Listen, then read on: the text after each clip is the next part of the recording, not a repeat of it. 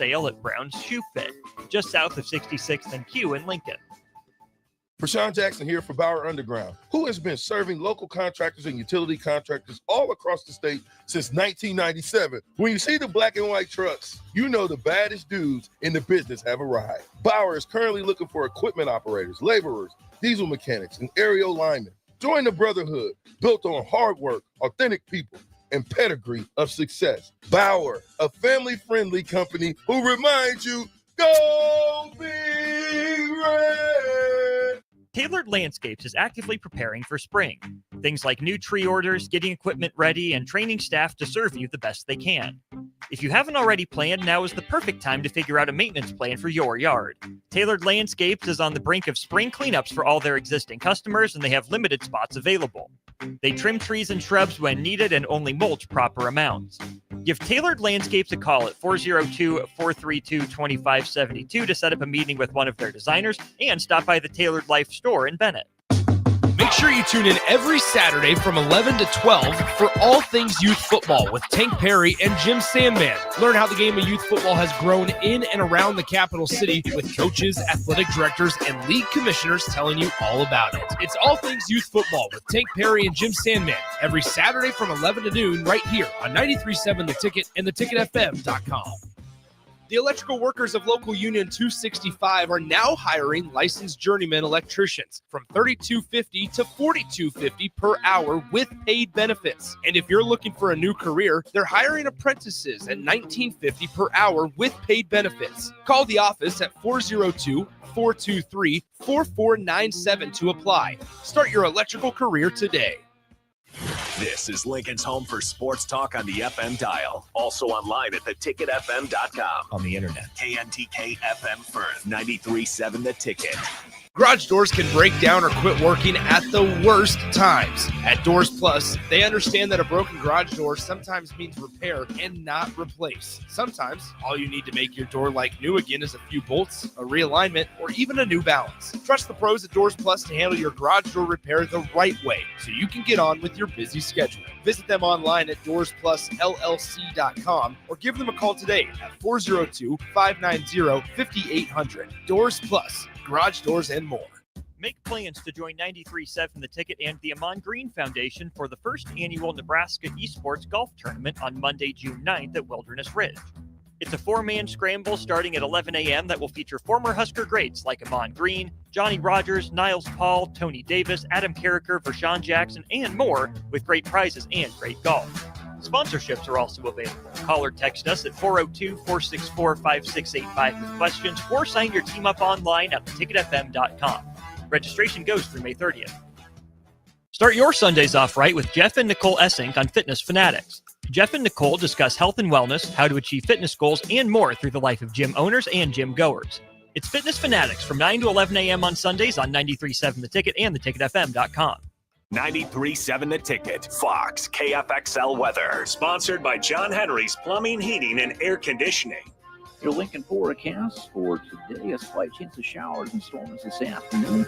Otherwise, partly sunny skies with light winds. The high near 72. Tonight, mainly clear skies and light winds. A low around 49. And tomorrow, we'll see lots of sunshine and calm winds. But an afternoon high near 80. The meteorologist complex for 93.7 The Ticket and theticketfm.com.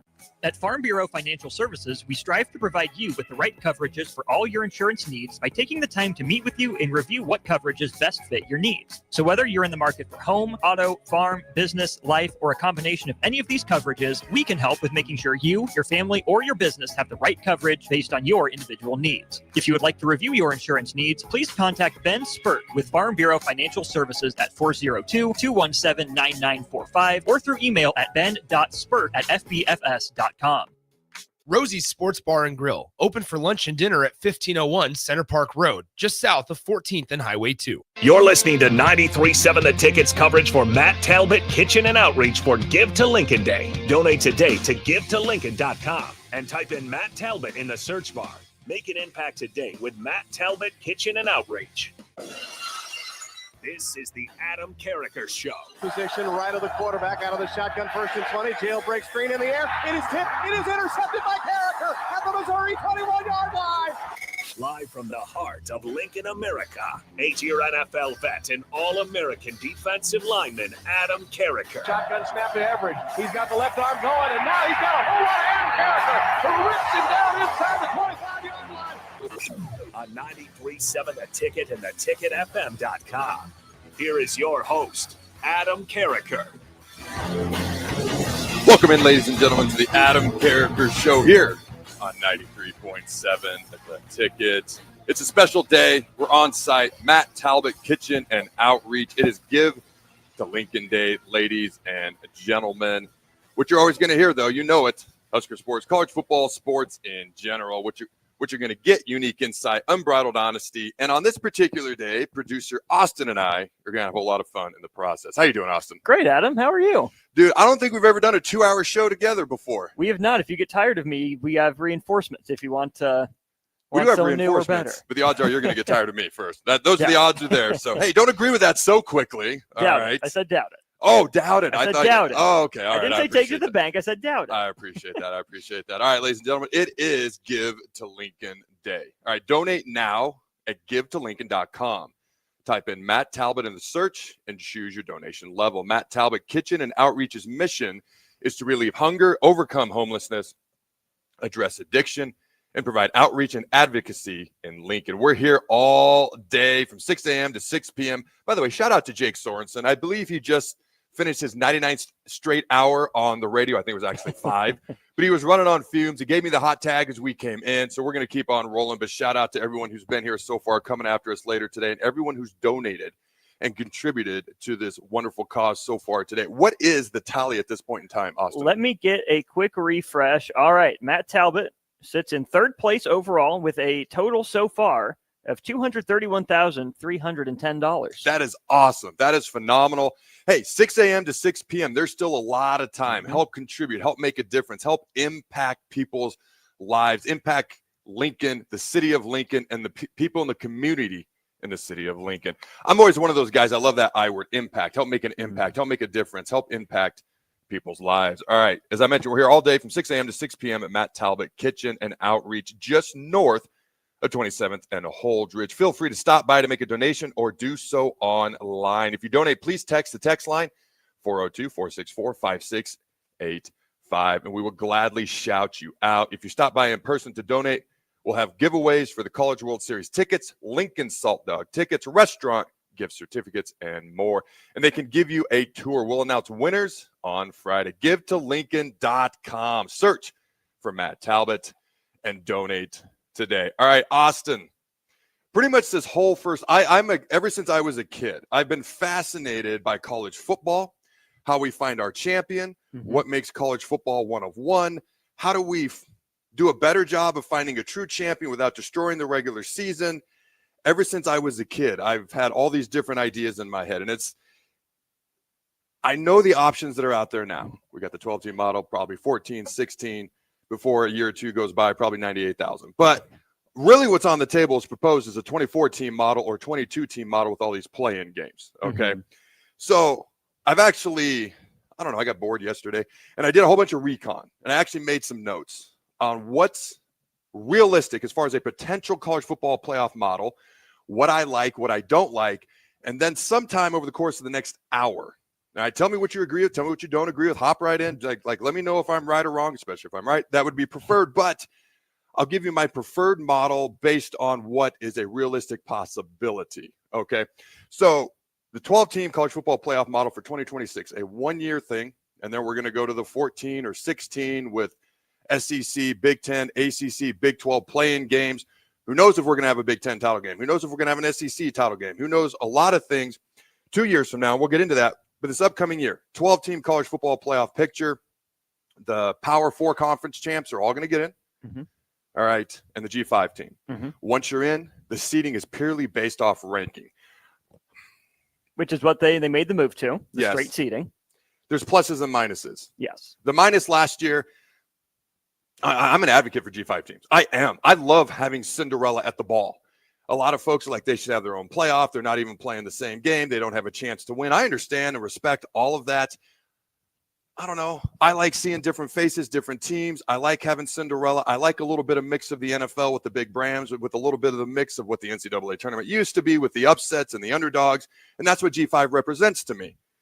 And so with that, last year came Boise State getting a first-round bye, which probably should not have happened. Yeah. Arizona State, this is weird to say, the Big 12 champs getting a first-round bye probably should not have happened. So they went to the seeding model. I'm looking at this, and I understand why they did it. You know the problem with this model, and I'll even show you the graphic I got here. The top 4 teams, can you look at it? What's the problem with the top 4 teams had they gone to straight seeding last year? It's all Big Ten and SEC. The conference champion, you're right. The conference championship games mean nothing. Nothing. Oregon beats Penn State, all right, in the Big Ten championship game. Oregon's the #1 overall seed, undefeated. Now, their path to the playoff championship through the playoff makes a lot more sense, all right, because instead of Arizona State, Boise State getting bumped up to higher seeds, which bumps Ohio State, Notre Dame, Penn State down, and so Oregon ends up having to play those teams. So their path makes more sense, but it's 1 Oregon, 2 Georgia, 3 is Texas. So Texas gets a 3 seed, a first-round bye. So the fact that they lost to the SEC in the SEC championship game literally means nothing. It means nothing. Same thing with Penn State at number 4. So I understand why they did this. There's no perfect model. There's pluses. There's minuses. Let me ask you right out the gate. And this is what we're going to get for next year. We're not going to spend the whole hour on next year because 2 years from now it's going to be gone.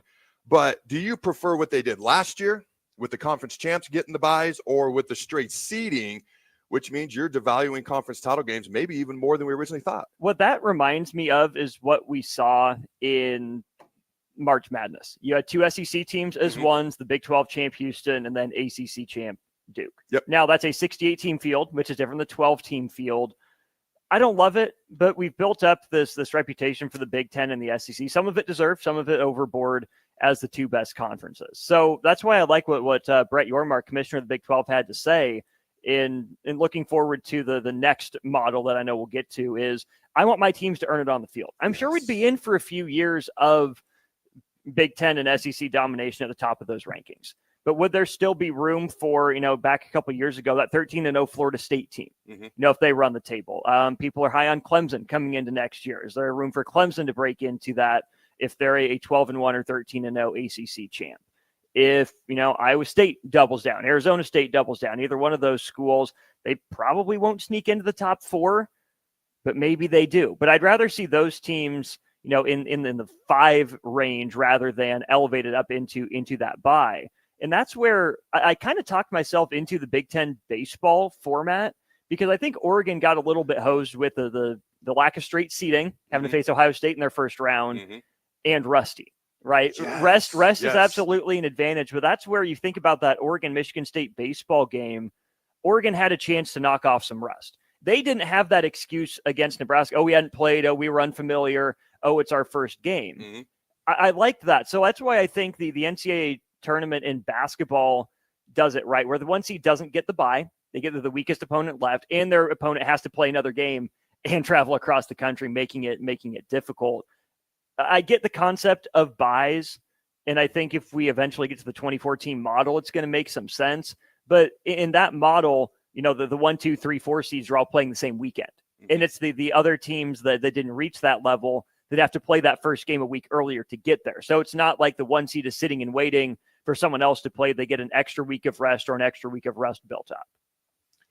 So what is you probably said it somewhere in there. Maybe I missed it. What's your preference for next year? Do you like the seeding or do you like what we did last year? If you had to pick one, there's pluses and minuses either way. Yeah. I guess let's just go straight seeding if that's where we're going to end up eventually. Okay. Just get it out of the way. If we're going to go, 1 through 12, 1 through 16, 1 through 24, sure. You know what? Why mess around? Just get there.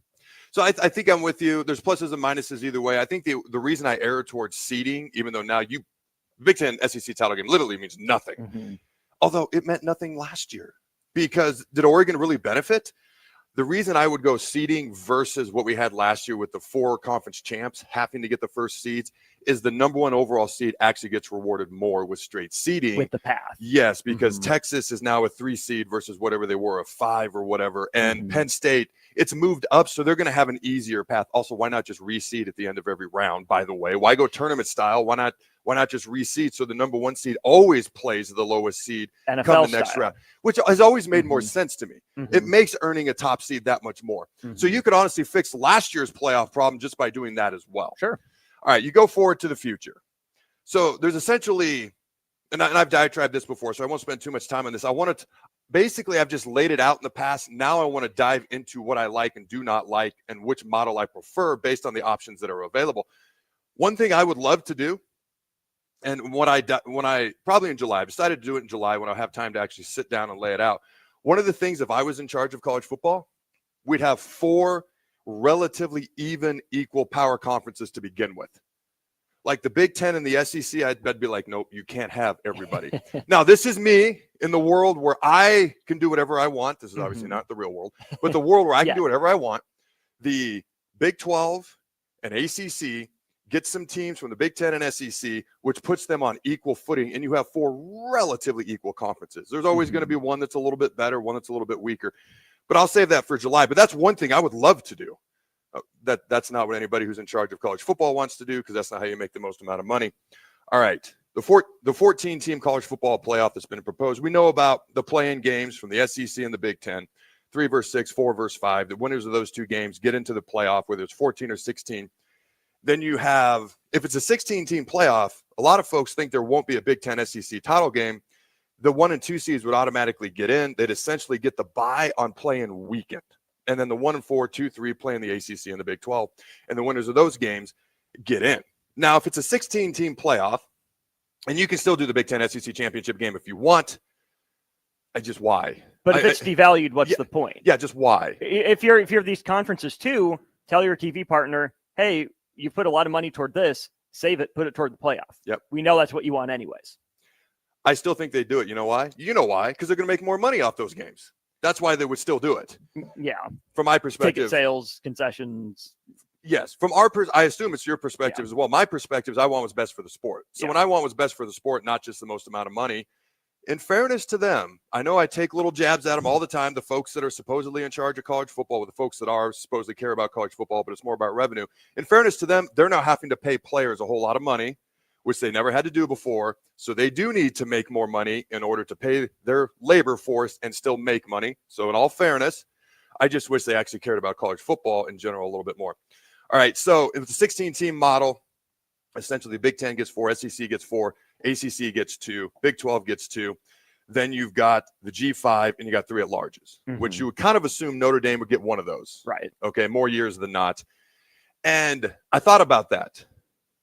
First of all, I wouldn't want the conference championship games because then the 1 and 2 seeds in the Big Ten SEC get rewarded with the bye week. All right, it's only 1 bye week. If it's 1 bye week, it's a benefit, like in the NFL. If you're talking more than 1, it's a detriment because now you get rusty and it hurts you. Okay, you can get healthy, you can get fresh. If they do the conference title games, I think it loses its benefits exponentially. But you go to 16 teams, I thought of something. There's going to be 4 SEC, 4 Big Ten, 2 Big 12, 2 ACC, a G5, and then 3 at-large is probably Notre Dame. How do you fill out those last 2 at-large spots? You fill them out with teams that lost play-in games. So then what does the play-in game even matter? Right.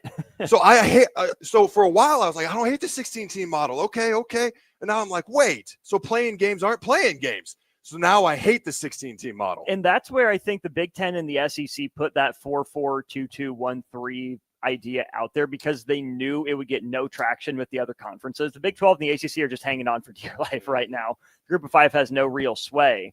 But I think there's a part of Tony Petitti and Greg Sankey that expected some backlash from that. And I also think when you talk about the conference championship game, how that plays in, you can still hold a conference championship game that means something if you go to the 5+11 model. Do you like the 5+11? I like it better than the 4-4-2-2-1-3 because you still get conference championship games that matter. I mean, those teams are in anyways, but you see who's the auto bid, who gets the bye seeding, whatnot. You win that game, you move up in seeding. You lose that game, you lose down, whatever. You move down. You give more chances for more conferences. I think they're in the wild card. And I think that 4-4-2-2-1-3 idea was was put out there. If they let them get away with it, they're going to take it and run.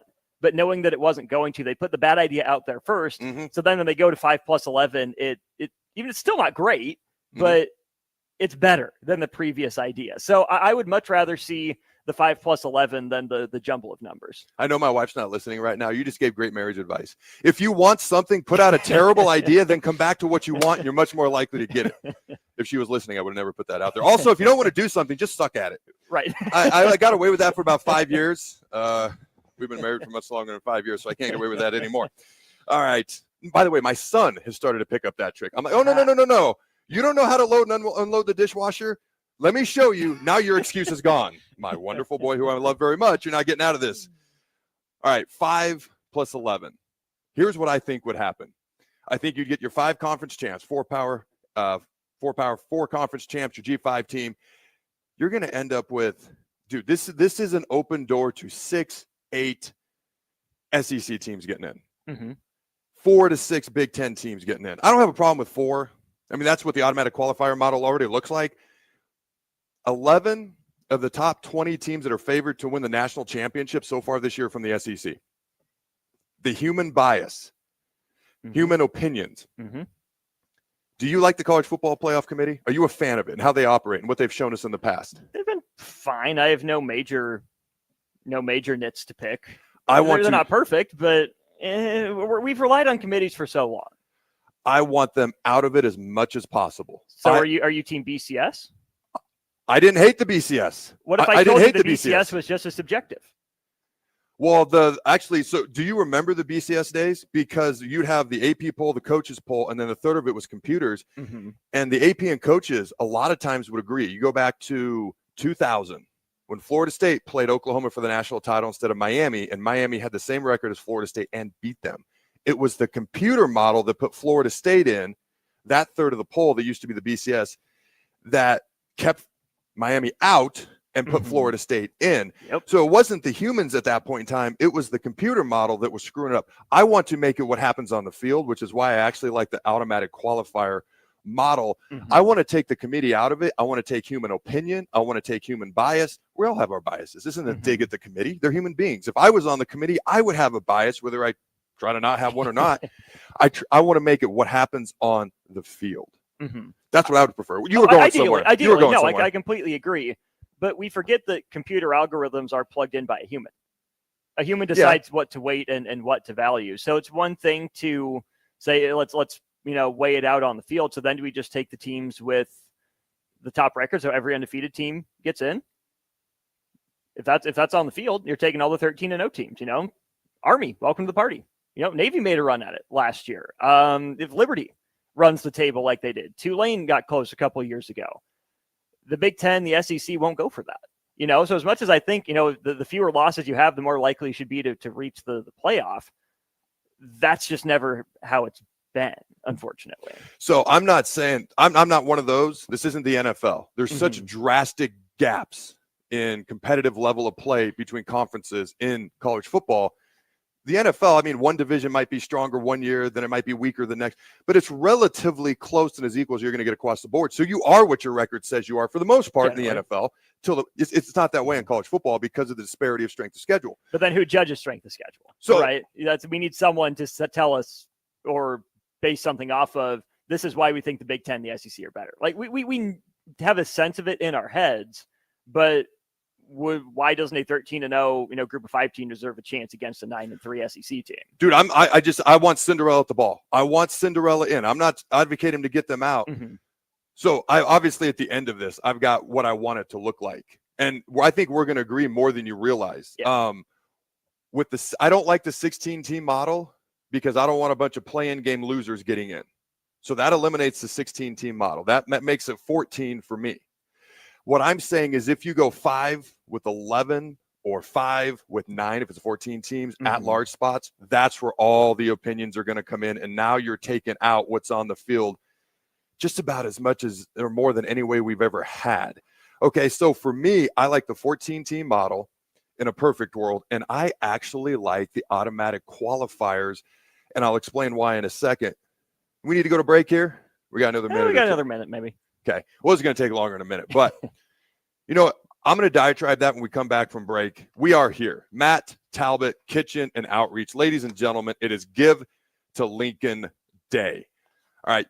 I can read all this, but you got it in front of you. You've been here all morning. Tell the folks about Matt Talbot. Tell them what they do, how they help the community, how they make an impact. Matt Talbot has been absolutely incredible. They have 4 pillars: it's relieving hunger, overcoming homelessness, addressing addiction, and providing outreach and advocacy here in Lincoln. Our update so far, I believe, still in 3rd place, but an extra $10,000 has come in since our last update. Awesome. We're over $241,000 raised for Matt Talbot Kitchen and Outreach. Good job, Lincoln. Keep it up. I love it. I love it. Keep making contributions, help make an impact, help make a difference in people's lives and in the community within the great city of Lincoln. All right, when we come back, we'll discuss more college football playoff, realistic situations of how the playoff could look and what I think is best. What we've discussed so far, I personally am not a fan of the 16-team playoff because I don't want play-in games to also not matter at all. Like, if you lose a play-in game, you should be out. All right, those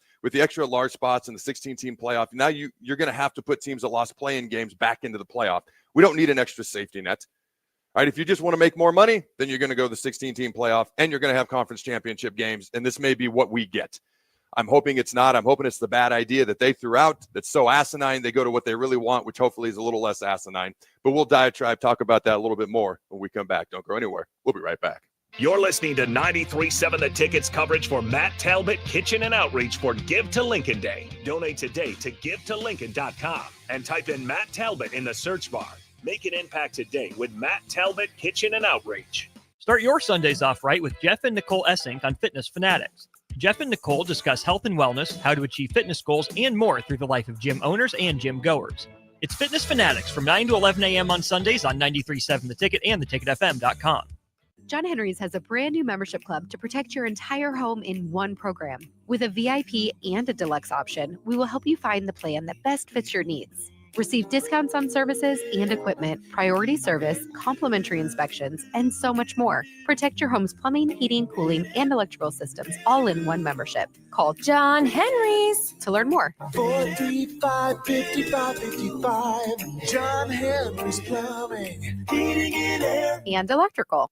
At Farm Bureau Financial Services, we strive to provide you with the right coverages for all your insurance needs by taking the time to meet with you and review what coverages best fit your needs. So whether you're in the market for home, auto, farm, business, life, or a combination of any of these coverages, we can help with making sure you, your family, or your business have the right coverage based on your individual needs. If you would like to review your insurance needs, please contact Ben Spurt with Farm Bureau Financial Services at 402-217-9945 or through email at ben.spurt@fbfs.com. Support Matt Talbot Kitchen and Outreach on Give to Lincoln Day. Your gift will be received by a portion of Lincoln Community Foundation's matching fund. Homelessness is a complex problem facing our community. By working together, we can find solutions. Your donation for Give to Lincoln Day moves us closer to ensuring that everyone in Lincoln has a safe place to sleep at night. Because of your generosity, hope lives here. Give anytime through May 29th at givetolincoln.com. The electrical workers of Local Union 265 are now hiring licensed journeyman electricians from $32.50 to $42.50 per hour with paid benefits. And if you're looking for a new career, they're hiring apprentices at $19.50 per hour with paid benefits. Call the office at 402-423-4497 to apply. Start your electrical career today. Make plans to join 93.7 The Ticket and the Amon Green Foundation for the first annual Nebraska Esports Golf Tournament on Monday, June 9th at Wilderness Ridge. It's a 4-man scramble starting at 11 a.m. that will feature former Husker greats like Amon Green, Johnny Rogers, Niles Paul, Tony Davis, Adam Carriker, Vershawn Jackson, and more, with great prizes and great golf. Sponsorships are also available. Call or text us at 402-464-5685 with questions, or sign your team up online at theticketfm.com. Registration goes through May 30th. Gaina Trucking is hiring CDL Class A and B drivers. Their strong team culture makes it not a job, but a career. Gaina Trucking offers health, vision, and dental insurance, 401k with company match, an employee assistance program, and other bonus programs. Build a better career today with great team culture at Gaina Trucking. Learn more and apply today at GainaTrucking.com. Rosie's Sports Bar and Grill, open for lunch and dinner at 1501 Center Park Road, just south of 14th and Highway 2. Father's Day is coming soon, and you know what that means. Backyard parties and lots of grilling. You know what's more embarrassing than an overcooked piece of meat? A dirty, disgusting, and grimy grill. Let the pros at Husker Grill Cleaning keep you ready all grilling season. They'll take your grill apart piece by piece, scrub every inch, and reassemble it so your grill can look and perform its best. Visit their website, huskergrillcleaning.com today to schedule your appointment. Husker Grill Cleaning, serving Lincoln, Omaha, Malcolm, and more. Get rid of pesky critters once and for all with Bats to Rats. Their expert team is here to help you reclaim your home. No more sleepless nights caused by crawling critters or flapping wings. Bats to Rats ensures a safe environment for every family member. Check the website at batstorats.com for amazing offers. And if you mention this ad, you'll receive $10 off your initial inspection cost. Call Bats to Rats today at 402-781-8691. That's 402-781-8691. Bats to Rats. I'm Karen Carr. I've been a realtor for 31 years. When I made a company change 12 years ago, I chose Lincoln First Realty, now NP Dodge. It's the oldest independently owned realty company in the country. Since becoming NP Dodge, we've continued our tradition of community involvement. Our management and staff are always available to offer support in marketing, technology, social media, and educational opportunities. Expand your career with NP Dodge. Call Eric at 402-434-2222. You're listening to 93.7 The Ticket's coverage for Matt Talbot Kitchen and Outreach for Give to Lincoln Day. Donate today to givetolincoln.com and type in Matt Talbot in the search bar. Make an impact today with Matt Talbot Kitchen and Outreach. This is the Adam Carriker Show on 93.7 The Ticket and theticketfm.com.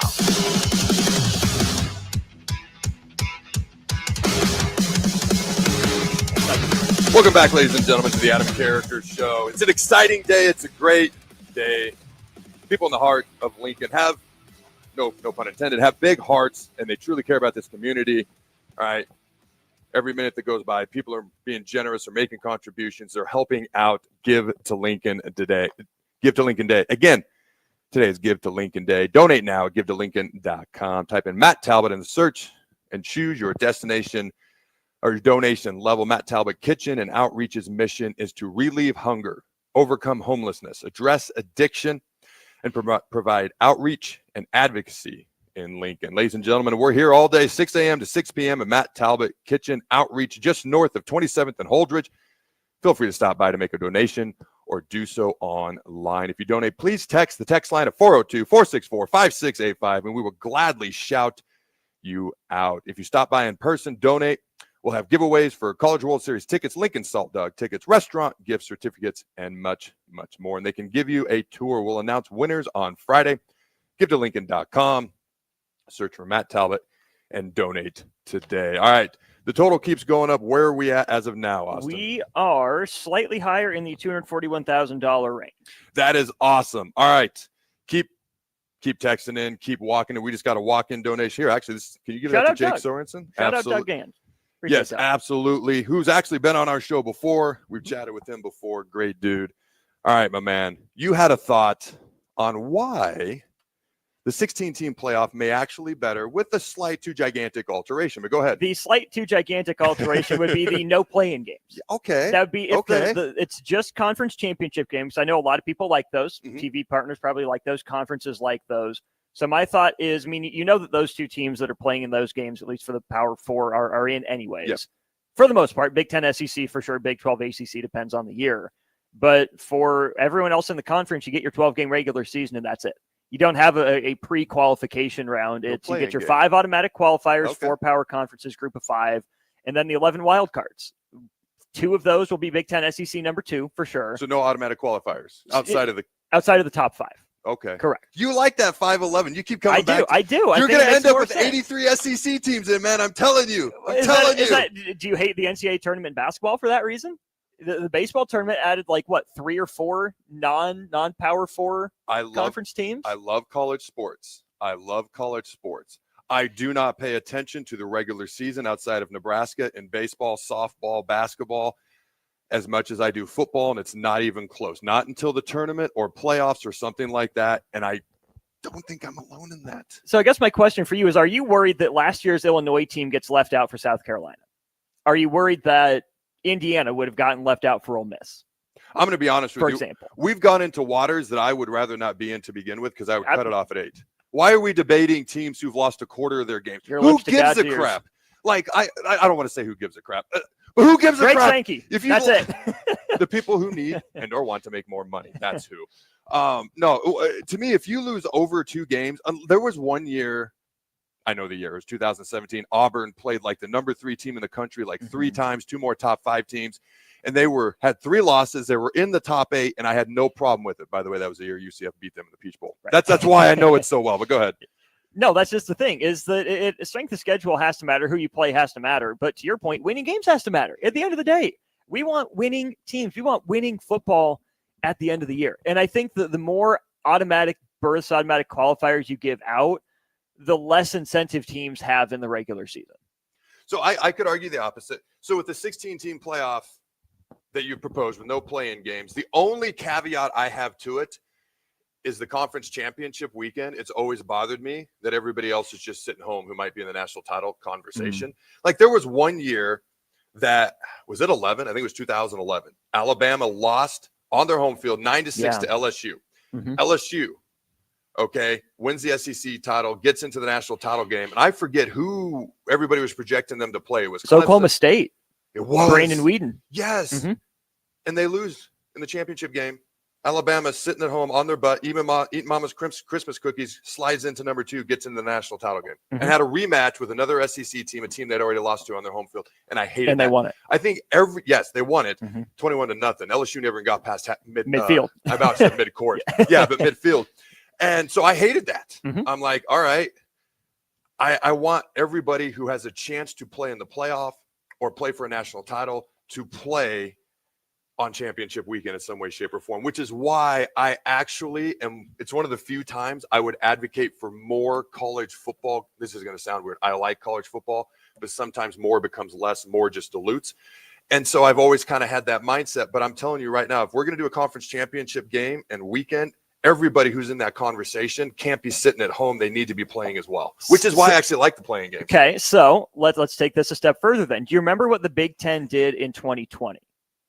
The last week of the year, quote unquote, Champions Week, they had the conference championship game, and then they matched up across divisions. So, I've talked about that for years. Then all of a sudden they did it. And then they did away with it. Then they did away with it. Yes. You could schedule 11 regular season games, 3 non-con, 8 conference. And then what you do is either you break back into divisions and play the team in the same position in the standings as you in your own conference.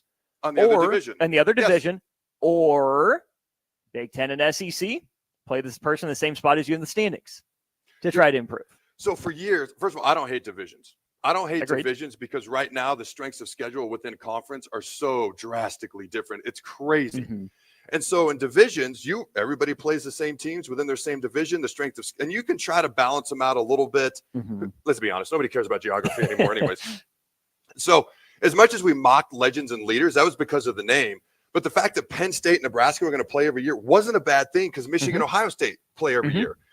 Keep in mind, Nebraska was winning more games back then. Hopefully we get back to that as well. That is the plan anyways. But if you've got divisions, now everybody's playing relatively the same strength of schedule. So if you're first in your division, you play first in the other division. If you're second in your division, you play second in the other division. I actually talked about that on my show I used to do in DC, Fourth and Pain. Then they did it in 2020. When you asked me, you remember what the Big Ten did in 2020? My first thought was, no, I tried to blank out that entire year. But then it dawned on me, but then they didn't keep doing it. Right. But I don't hate that. Okay. And I think in the Big Ten, too, you look at 18 teams, break into 2 9-team divisions. Yep. Whether it's geographical East-West, whether it's Legends Leader style like the initial Big Ten, doesn't really matter. But you play those 8 teams in your division once. There's 8 conference games. If you want to play 9 conference games, boom, there's your crossover with the other division. I have no problem with that the Big Ten goes down to 8 conference games like the SEC and says, okay, we'll schedule a late season matchup at, maybe it's rotating years. Maybe you pick, 6 or 7 different neutral sites to play these games at. And then you match up across conferences with the same. Dude, I don't hate that. First of all, it should be uniform scheduling across the board. It's how it should be. It should be taken out of the hands of the people in charge of the schools.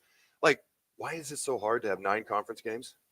Then you have your crossover game at the end if you're in the championship game, or 2 versus 2, East versus West division, whatever you would call them, all the way on down. There's 10. Then you play one Power 4 conference, non-conference team, and then you can do your G5 or F. I would never play FCS schools personally, but G5 or whatever you want to do with that 12th game. That's not the topic of the day, but why is it so hard to make it uniform across the board? But here's what I'll tell you. If you're not going to go divisions, first of all, the divisions could be much more equal in the Big Ten if you went East and West, because USC, UCLA, Washington, Oregon have now joined. And so now what was the West, which was honestly the worst division in any power conference for years, which is part of what frustrated me about not winning more games and winning it more often, is much more difficult with these other schools that have joined. So you could just go East and West or however you want to balance it out. So that would be my only caveat. And I like the 16-team model that you proposed, because now you can't reward play-in game losers and put them in. So if you get rid of play-in games, my only issue is I think everybody needs to play that final weekend. Okay. Sure. So if you go to what's being proposed right now, all right, and what seems realistic, you got a Notre Dame problem to begin with. So Notre Dame does not have to play on conference championship game weekend. Then they essentially could earn a first-round bye. All right. Especially the 12-team model. So they could – everybody else could have played 14 games and they would be sitting there with 12, which, by the way, I think actually hurts them once they finally do play. All right? But I thought Joel Klatt had a great idea. Oh, well, before we get to Joel Klatt's idea, DP, before he walked out of the room, he goes, I know how to fix the playoff. I was like, all right, what you got, DP? He goes, take all the conference champs and then whatever remaining spots you have left, take all the head coaches and put them in a ring and go at it Royal Rumble style. And whoever's left standing, their team gets in.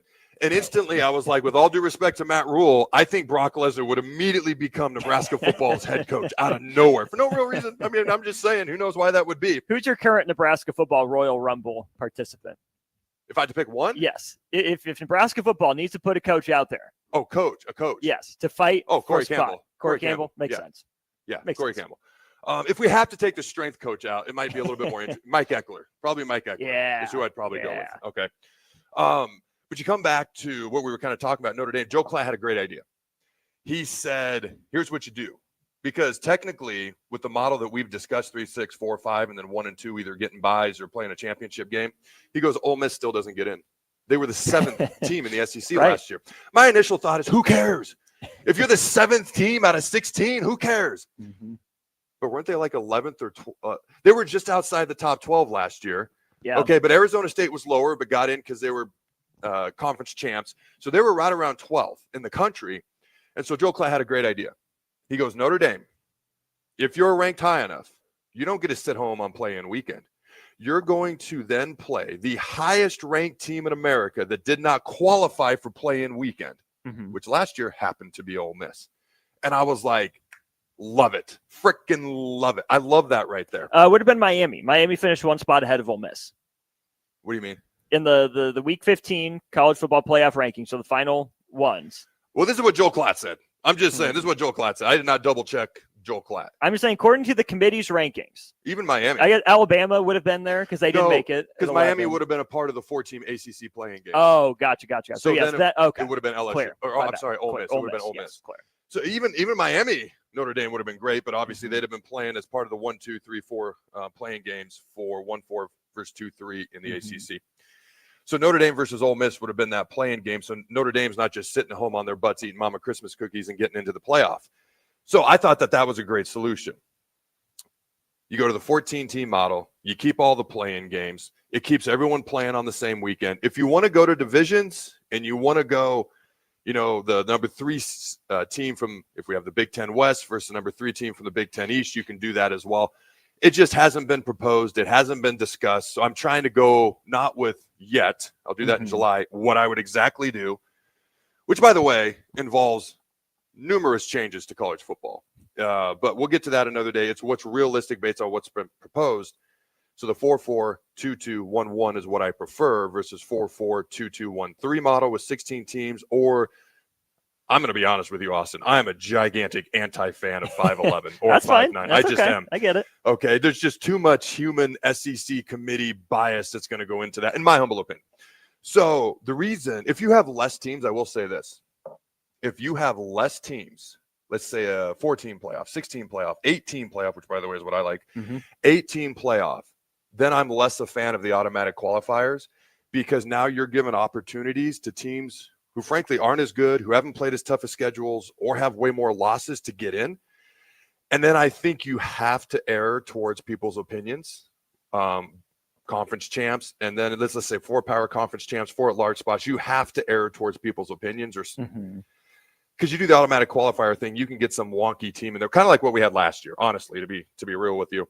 But if you're going to go to 14 or 16 teams, now I want to take people's opinions out. Now I want to take the bias out that all of us have, and I want it to be as much earned on the field as possible, which is why I actually like the play-in games for the Big Ten, SEC, ACC, Big 12.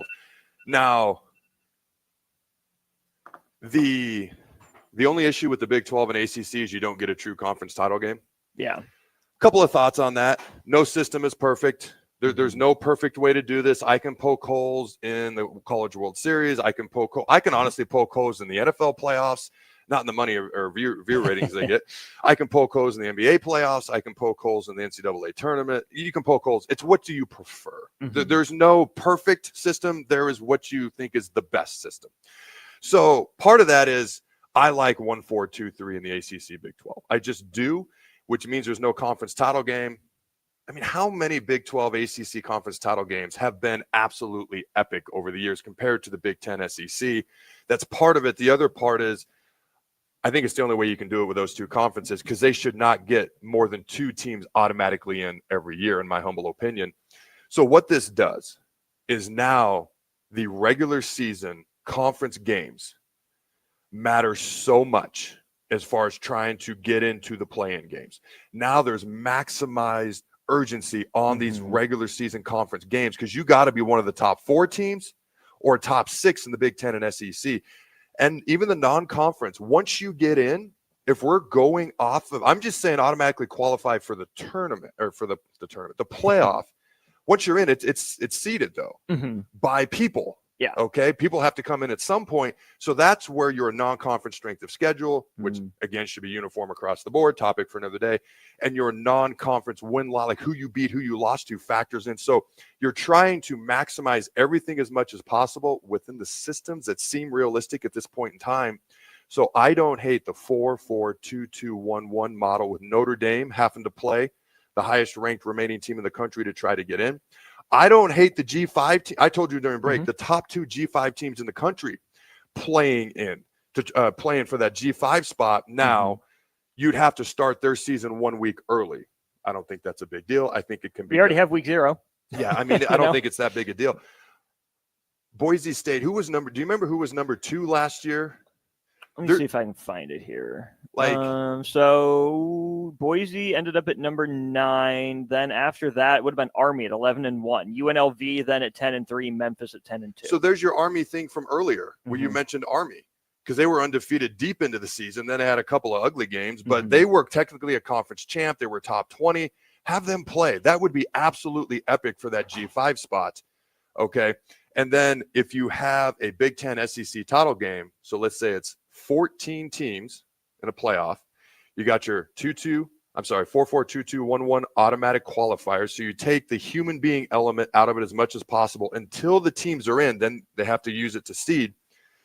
Then you got the Big Ten SEC championship game. Now you're fighting for the top 2 seeds. You're fighting to get that first round bye, which is only 1 week off. And now you want it. And now it's good. And now the conference title games mean something.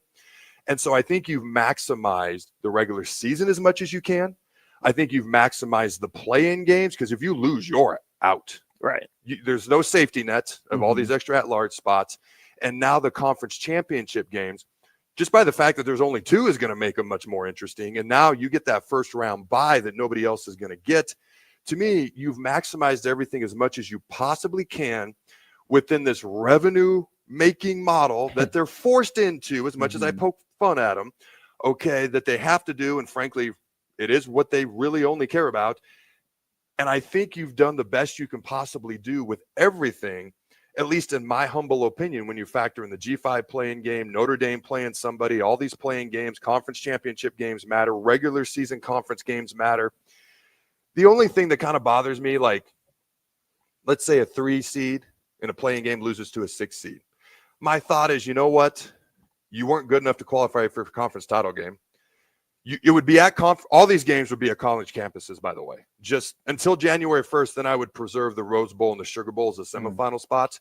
And then I would play the national title game within 10 days. So you're not playing January 22nd and competing with the NFL playoffs, which you're not going to win that battle.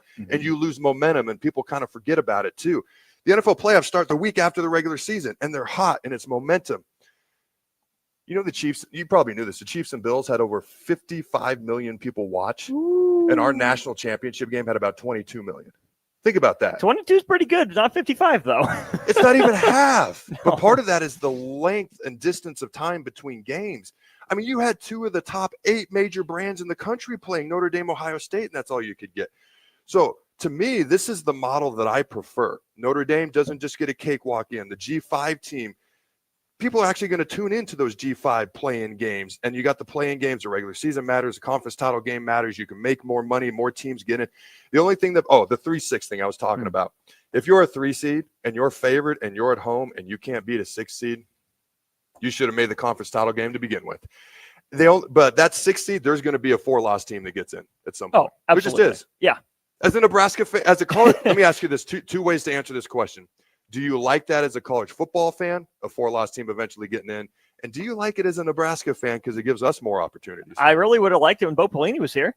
Ooh, that's a great point. It really would have, but seems like that's out the window. I mean, can you imagine that 9-4 Nebraska team that took number 1 Texas to the wire? As a college football playoff competitor. The team the next year, 10-3, they lost to Oklahoma. They were up at 20-0, I think it was, at halftime. Yep. Those teams would have been in this system. So as a Nebraska fan, Nebraska has been in that position before. Do I love it? No. I still think the purest on-field way is, you take the teams with the best, fewest number of losses, most opportunities and fewest number of losses in those opportunities. And those are probably the teams. Then you're breaking it down by strength of schedule, by all these other metrics behind the scenes. But I have no real quibbles with what you're proposing with the 14. I'd be on board. Dude, you remember what they did to Arizona in the Holiday Bowl that year? Oh, yeah. Dismantled them, 33-0. I was going to say, I knew they shut them out, 33. Could you imagine? They took Texas to the wire. That was Nick Foles, Arizona, by the way, in the Holiday Bowl. They could have made some noise. All right, man, when we come back, Give to Lincoln Day, ladies and gentlemen. I'm pumped to be here. I'm happy to be here. Where are we at now, contributions-wise? We have added $150 this segment. That is awesome. Ladies and gentlemen, please keep reaching out. Please help make an impact. They're doing some awesome things here at Matt Talbot Kitchen and Outreach. Don't go anywhere. We'll be right back. You're listening to 93.7 The Ticket's coverage for Matt Talbot Kitchen and Outreach for Give to Lincoln Day. Donate today to GiveToLincoln.com and type in Matt Talbot in the search bar. Make an impact today with Matt Talbot Kitchen and Outreach. Saturday. Eagle Raceway is open for a full season of dirt track racing action every Saturday night. Don't miss the epic battles on the high banks of Eagle Raceway each Saturday between the Nebraska Septic Sprint Cars, Nebraska Lottery Modifieds, Avid Realty Sport Mods, Valentino's Hobby Stocks, and A1 Iron Stock Cars. Let's go racing. Eagle Raceway, just 10 miles east of Lincoln on O Street. Check out the full schedule at eagleraceway.com. Nebco is hiring CDL drivers for ready-mixed concrete in Lincoln. With 3 plants across the city, there are plenty of opportunities to start or grow your driving career. They offer great pay, medical and retirement benefits, paid time off, and they cover the cost of CDL training. Apply today and receive a $2,500 hiring bonus. Since 1908, it's the employees that have formed the company's solid foundation. Start your career today with ready-mixed concrete. Visit nebcoinc.com. That's nebcoinc.com. The electrical workers of Local Union 265 are now hiring licensed journeyman electricians from $32.50 to $42.50 per hour with paid benefits. And if you're looking for a new career, they're hiring apprentices at $19.50 per hour with paid benefits. Call the office at 402-423-4497 to apply. Start your electrical career today. Attention all Wings fans, Buffalo Wings and Rings has daily specials that will make you want to stop in on all days of the week. Kids eat free on Mondays, and on Tuesdays enjoy 40% off boneless or traditional wings at a price that makes the whole family happy. And come back on Wednesdays for $1.39 chicken tenders all day long. Get to Wings and Rings today, 68th and O, or in Williamsburg Village. Prashawn Jackson here for Bauer Underground, who has been serving local contractors and utility contractors all across the state since 1997. When you see the black and white trucks, you know the baddest dudes in the business have arrived. Bauer is currently looking for equipment operators, laborers, diesel mechanics, and aerial linemen. Join the brotherhood built on hard work, authentic people, and pedigree of success. Bauer, a family-friendly company who reminds you, go Big Red! 93.7 The Ticket, Fox, KFXL Weather. Brought to you by Bryant Air Conditioning, Heating, Electrical, and Plumbing. Your Lincoln forecast for today, a slight chance of showers and storms this afternoon. Otherwise, partly sunny skies with light winds. The high near 72. Tonight, mainly clear skies and light winds. Low around 49. And tomorrow, we'll see lots of sunshine and calm winds. But an afternoon high near 80. Meteorologist complex for 93.7 Ticket, ticketfm.com. Hi, Sean Callahan here for Copple Chevrolet GMC, and they're having the biggest hail sale they've ever had. A huge opportunity is at your front door right now. Some of these cars we're fixing, some we're not, and some it's totally up to you. New Sierra starting at $15,000 off list. New Canyons at $8,500 off list. New body styles on the Acadias, $3,000 off list. You need to hurry as there's going to be a lot of people heading to Louisville. Check us out at copplecars.com. Stock numbers G121492, G187747, and G196599. Rosie's Sports Bar and Grill, open for lunch and dinner at 1501 Center Park Road, just south of 14th and Highway 2. Make plans to join 93.7 The Ticket and the Amon Green Foundation for the first annual Nebraska Esports Golf Tournament on Monday, June 9th at Wilderness Ridge. It's a four-man scramble starting at 11 a.m. that will feature former Husker greats like Amon Green, Johnny Rogers, Niles Paul, Tony Davis, Adam Carriker, Vershawn Jackson, and more, with great prizes and great golf. Sponsorships are also available. Call or text us at 402-464-5685 with questions, or sign your team up online at theticketfm.com. Registration goes through May 30th. Are you looking for an exciting new way to put your skills to work? Explore new career options in the fintech industry at Currency, a Sandhills global company. We offer full-time positions in financial sales, compliance, operations, and other fields. We also offer a 4.5-day work week, an attractive benefits package, and opportunities for advancement. Put your motivation to work and grow with us at Currency. Visit gocurrency.com/careers to learn more. If you're a veteran, our nation has created a wide range of benefits to thank you for your service, but it can be difficult to navigate the process of determining eligibility, filing claims, appealing decisions, and securing the benefits you've earned. Speak to your County Veteran Service Officer or the Nebraska Department of Veterans Affairs State Service Office to see what's available to you and your family. These services are 100% free, so visit veterans.nebraska.gov today. Sponsored by the Nebraska Department of Veterans Affairs, aired with the Nebraska Broadcasters Association and this station. You're listening to 93.7 The Ticket's coverage for Matt Talbot Kitchen and Outreach for Give to Lincoln Day. Donate today to givetolincoln.com and type in Matt Talbot in the search bar. Make an impact today with Matt Talbot Kitchen and Outreach. This is the Adam Carriker Show on 93.7 The Ticket and theticketfm.com. Boom! Welcome back, ladies and gentlemen. I didn't mean to hurt your ears there. Sorry about that. Scared me a little bit. Welcome back, ladies and gentlemen, to the Adam Carriker Show here on 93.7 The Ticket. All right, right before we get and bring on our special guest here, again, we are Matt Talbot Kitchen and Outreach.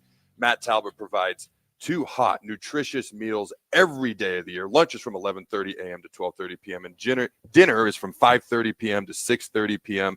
In the past year, Matt Talbot provided 92,326 on-site meals, a total of nearly 250,000 meals, including food distributed through the Fresh Choice Pantry. All right, ladies and gentlemen, once again, you can text in 402-464-5685 to help make a contribution and or donation. You can also go and donate, givetolincoln.com. Type in Matt Talbot in the search and choose your donation level. All right, we now have a special guest with us. Super special. Oh, excited to have you on. Got your own show on The Ticket. Probably could drive circles around me. 100%. I don't doubt it at all. Austin, you want to bring on our guest This here? is Brie Marie of the Finish Line, 7 p.m. Sunday nights on the ticket. I hear rumor you brought the race car. I did bring the race car. And, Did you drive it here? No, I trailered it over here. I don't know that the cop on the bridge would have been too happy with me if I blew his doors off. I drove it over here on the trailer, and we did have special guest jump in and out. He made and it. out. Yeah, he did barely, but he made it. And he was asking me, he's like, "How do you start this thing?" So I told him to hit a few switches. Now I'm not going to reveal all the secrets. Hit a few switches, and I went over there, took the cap off the carburetor and gave it some gas, and he said it's a nice. Yeah. And we did start it up. Hopefully it turned a few heads there. So the special person she's talking about is Mr. Jake Sorensen over there. Now, he had a hard time getting out of the car. All right. So Jake's a tall dude. All right. I'm about 6'6", 275. Could I get in and out of that thing, or would I need some help? well, I mean, like, I know our muscle sizes are kind of the Relatively same. similar. Yeah, we're kind of built the same. Yep. You might get stuck. I might get going in. stuck. Yeah, I don't know if you'd fit all the way in. We had to cut a little piece out. There's like this I don't even know what to call it. It's over my gauge panel, and it's this plastic piece. And I went to get in the first race of the season, and I got stuck. So we had to start like bending it to move it because my hips wouldn't get in. So we had to cut that out. Kind of cowboyed it, but no, it was great. It's good, and I love it, and I love having it here. Sorry, I'm all giddy because we just started it. Anytime that motor's going, I'm also going, and it's got my heart just skyrocketed right now. That is awesome. So I'm curious, when you're driving in the race car, you're in the middle of a race, what is your average speed in a typical race? So that's hard because we're on circle dirt tracks. And it depends on the size of the track. We'll gear it differently. So how long we can stay in the gas before what's called our rev box starts chipping at us. There's different limitations, but I'd say probably around 70 to 80 if I were to guess. But we also don't have a speedometer. So I just kind of like put my foot to the floor, give it a little break to get through the corner, hope for the best. And hope for the best. Yeah. Are you going full Mario Kart drift on the brake? Yeah, 100%. So like we can change how much front brake we have and how much rear brake we have. And we also set the cars up to what we call rear steer. So it's not just in there stationary. We've got all these different bars that we can move. And so you send it in, send it. You're on the gas as hard as you can. The car is in what we call a hike up. It's a sport modified. And you just kind of give it a little bit of a turn, and then the car will do the rest. And if it doesn't slide, you stomp on the brakes or you tap the brakes, and you're sideways going through the corner. And then you're basically pointing with the right front of your car on where you want to go on exit. So you send it in, you hope for the best. And if you make it out of the corner, it's all good. You just got to do it about 16 more times. She drives like I do. You just go, you turn, and you hope for the best. The problem is you drive a big truck. You're the boss of the road. Well, yeah. And that's why I'm scared to drive my Nissan Altima on the streets because of people like you. You know what's funny is when I went to college here, okay, I was a nice, respectful driver. Then I started to live in bigger cities, Houston, DC, etc. If you're a nice driver, you're going to get ran off the road and you're not going to get anywhere. So about 2 years later, I apparently was driving differently than I used to because I came back to Nebraska and people started getting furious at me on the road. Did they salute you a couple times? Yes, the one finger salute. And I was so nice like, of them. I must have turned into one of those raging a-holes that I was not a fan of, and I didn't realize it. And now I've got to become a normal, respectful driver all over again. I didn't even realize it happened. But I'll bet, like, if you're like the Houston was actually the worst, even worse than DC. If you use a blinker, it's like considered weakness. You just have to get over weakness. Like if you Following use a the law. blinker, I'm telling you, if you use a blinker, people will like speed up to not let you in. So you just have to start to eke over. It's a different world, I'm telling you. That would drive me insane. But also, like, that's a good point on the track. If you drive in a way, I probably have racers listening to this right now, and they're going to take me out tonight. Sorry, guys. But if you drive that way on the track, if you drive too cautious, you're going to get, like, stepped all over. There's something called putting yourself in a position to wreck. You do not put yourself in a position to wreck. If you're being overly cautious and everybody else out there is like, they've got checkered flag, number one position is on their mind, they're going to drive straight through you. So you kind of have to have the same mentality, but at the same time, like, know your place. So if I'm driving into that corner hard and somebody else isn't, I'm going to push it to the very edge and hopefully not hit them, because that's not the goal either. But if they're driving stupid cautious, and that's not a bad word, right? No, you're good. No, you're Okay. good. You're good. That's what we use at 7 p.m. on Sundays. If you're driving too cautious, you can actually create wrecks and you can create a mess as well. So There's a line between aggressive and reckless, and probably a Yes. line between defensive and passive. yes, exactly. I've always said that really slow drivers on the road are just as dangerous almost as really fast drivers. No, they really are though. like just in general, it drives me nuts. If Sorry, I'm Austin, going go ahead. 15 over, sorry, cops, I can't go up to somebody that's going 5 under. It just doesn't work. Do you find worse drivers on the track or on the streets? On the streets. On the street. Now, there's more wrecks on the track, but you're racing pretty close quarters. But if I'm okay, big pet peeve, because I know you got a bunch of people listening on here.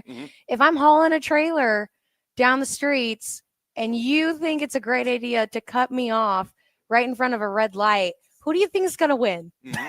Oh, I Me get with it. the I get it. F-250 and the cattle guard on the front, or you and your little car? Which is why I don't like driving my Nissan Altima on the streets. No, that's a great point. It's interesting. Okay, when somebody does something they shouldn't on the road, now you have multiple options, as we all know. You could do nothing. All right. You could give them a salute. Personally, it's just me being me. I will try to maybe just cut a little bit right in front of you. I have no intention of hitting you, but you did something, and I'm going to do this yesterday. Here's what happened yesterday. A car was pulling out and pulled out right in front of me. Like, if I just keep going my normal speed, I'm going to pell-mell right into the side of them. So me being me, and in the moment, maybe not having my best judgment, I decided to get as close as I possibly could to them without hitting them. When I tell you, I got exponentially closer than I thought I would. That's reckless. There was like a millimeter between us. I was like, maybe I shouldn't do that next time, But it's one of those things where you just got to teach them a lesson. But I don't know. Do you think they learned their lesson though? The guy didn't even look at me. I don't even think he knew I did it. He was so off and lolly. He just drove like normal. Like, I was literally right next to him, and he didn't even Well, look if at me. he's driving like this, that's why there's a problem. Well, I'm just saying, I don't think he was paying attention at all. So I think the only one who learned a lesson out of it was honestly me. Bree Marie, finish line, our guest here on the Adam Carriker Show. You brought the car down. How long are you going to have it here for people to see? Probably another hour. Okay, another hour. Get down here to Matt Talbot Kitchen and Outreach 27th and Holdridge. And your eyes did light up when you talked about the car. I love it. Why do you love it so much? What do you love about it?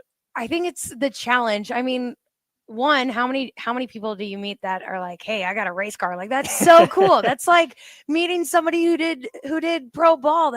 You did that, right? That's him. Yes. That's what I thought. I thought I was on the right show. Yep. That's cool. But it's also the fact of I took it over from my dad a couple years ago, and he did teach me a lot, but there were so many growing pains, especially last year, about having to learn how to set up the car, what it wanted, maintaining the car. I'm back there sometimes in the shop, and I'm trying to lift with my huge muscles, obviously. You're Adam Carriker. Yeah. It's funny if nobody's watching this. Trying to lift 90-pound third member gears out from the rear end housing. But it's like, if I made the right call on something and then I get in the car and I drive it and it goes forward, I'm passing people. It's a sense of accomplishment and something that I didn't know I could ever do, especially when I was younger. You didn't see a lot of, I hate comparing to this, but you didn't see a lot of women in this sport. And just knowing that it was something I could do regardless of what the norm was and what people tried to make women in racing be. I don't know. It's a great feeling. And I'm very, very, very proud of the car, of the operation, of the team. I have a fantastic team behind me. And plus, again, it's a race car. That's so cool. That's so cool. So that's something I wanted to ask you. What got you into this to begin with? So it's funny. When I was younger, I danced for 12 years all throughout school. So I did ballet, tap, jazz, all that stuff. Pink tutus, glitter. I still love glitter. And my older brother Chase raced a go-kart. I thought it was the dumbest thing ever. I was like, why are you doing, you're creating more chores for yourself. I don't get it. And one time my mom had something going on. So my dad and my brother dragged me to Wavelink Race Park out in Waverly, Nebraska, no longer there. And again, I thought it was dumb. I was eating my nachos, had cheese all over my face. And I was like, there's my brother being weird. And then I watched one night and he was doing pretty good. I'm like, okay, he's 6 years older than me, but I think I could take him. So I asked my dad if I could get in the cart afterwards. And I would like to say it started from there, but you could run faster than I was going. Like I was just putting around. They probably had to change some things out so it didn't stall on itself. And But sometimes the tortoise beats the hare. Oh, it didn't in this case. The tortoise was in hibernation. But it just, I go to get out after those 10 laps or so. And I remember trying to sit myself up, and my dad had opened my visor, and I was just like, happy tears in my face because I've never experienced something like that. It's like your first roller coaster ride. Never experienced something. Oh, you hated it? I hate roller coasters. Oh, Not well, about it. think of something really cool that makes you cry. It's that. And I tried getting up, and I almost fell over because I wasn't used to going in circles. And it was just, a couple years back, you just get the training wheels off your bike, and then all of a sudden you're pressing a gas. What is a gas? You don't know what that is. And you're able to go faster than you ever could on your bike. And it just kind of catapulted from there. I was like, all right, I want one. I want one of those. And I was very, very blessed. The opportunities that I had, especially growing up, and then my parents as well. And that's another thing, like with what we're doing here is I understand that I am in a position that maybe is better than a lot of other people. And so I want to try to share that with as many people as I can. So, there's some people we're talking to out there. They're like, is that your race car? I was like, go take pictures with it. Go touch it. Put your hands on it. Like, do what you got to do to have a good day with it. Cause it's not just for me. Like it's for everybody else who's watching. It's for the kids who come by afterwards. And, we could have just junked the car. I could have sent it off into left field. Or we finished last or whatever the case was. And there's this little girl or little boy that comes up to you and is like, hey, can I sit in that? Can I, and that also is something that, I have a race car, but it's like, that's really cool that I get to connect with people in a way that I wouldn't have been able to connect with before. I would have never met all the great people, whether they're fans or not fans, from this. I would have never had the conversation that I did with a gal out 20 minutes ago in the lunchroom if it weren't for that car. So that is so awesome. We want to thank you for taking the time to join us. Now, you have a show every Sunday night on the Ticket. Yes. For those who haven't heard it, where can they find it? What's it called? How can they learn more? So it's called The Finish Line. Obviously, it's a show about motorsports, all things on the track and sometimes off the track. 7 p.m. to 8 p.m. Central Standard Time on Sundays. It's throughout the racing season. So we did start up a few weeks ago. You can catch us live on those Sunday nights. You can see Facebook, YouTube, the Allo channel, or you can also catch us on your favorite podcasting platform next day. So go check us out. If you have any questions, comment on this show, or you can comment on that show as well. Same number, same digits, all that. So, yeah. All right. Thank you for taking the time to join us. Ladies and gentlemen, don't go anywhere. We'll be right back. You're listening to 93.7 The Ticket's coverage for Matt Talbot Kitchen and Outreach for Give to Lincoln Day. Donate today to GiveToLincoln.com and type in Matt Talbot in the search bar. Make an impact today with Matt Talbot Kitchen and Outreach. This is Lincoln's home for sports talk on the FM dial. Also online at theticketfm.com. On the internet. KNTK FM Firth, 93.7 The Ticket. Are you ready for a new opportunity? Check out Sandhills Global. Join a dynamic team where your skills are valued and your career can soar. We offer full-time positions with a 4.5-day work week, competitive pay, excellent benefits, and a positive work environment. From IT and marketing to sales and finance, we're looking for talented individuals just like you. Apply today at sandhills.jobs and take the first step towards an exciting future. That's sandhills.jobs. Don't wait, apply now. Make plans to join 93.7 The Ticket and the Amon Green Foundation for the first annual Nebraska Esports Golf Tournament on Monday, June 9th at Wilderness Ridge.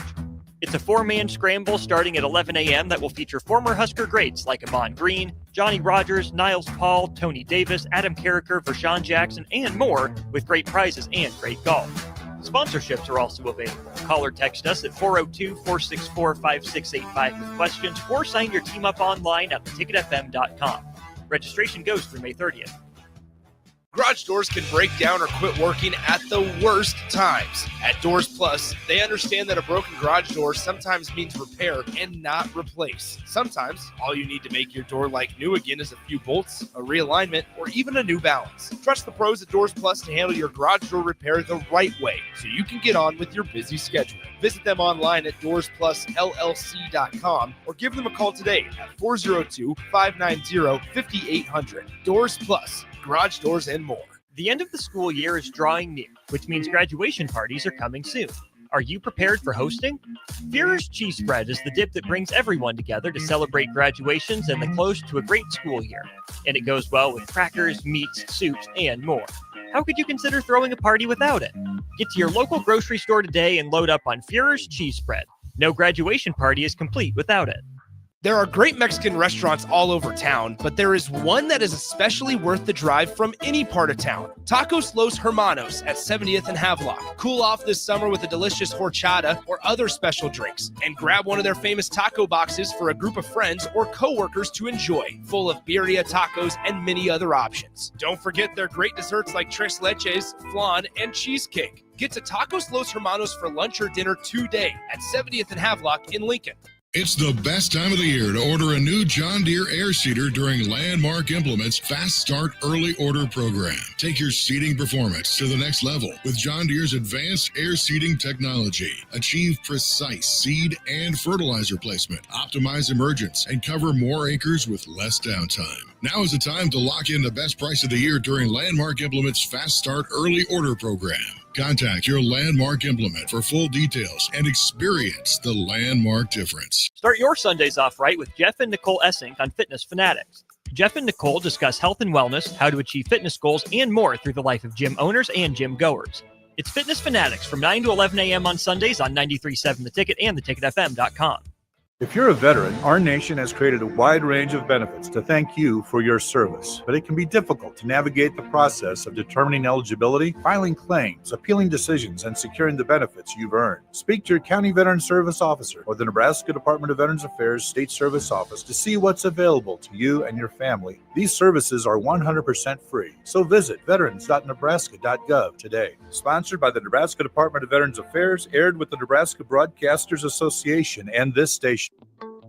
Wall to Wall Wine and Spirits is your place in North Lincoln to go for all your needs in wine, spirits, and beer. They also have a large variety of cigars in their walk-in humidor, and they have a top-notch walk-in temperature-controlled high-end wine room.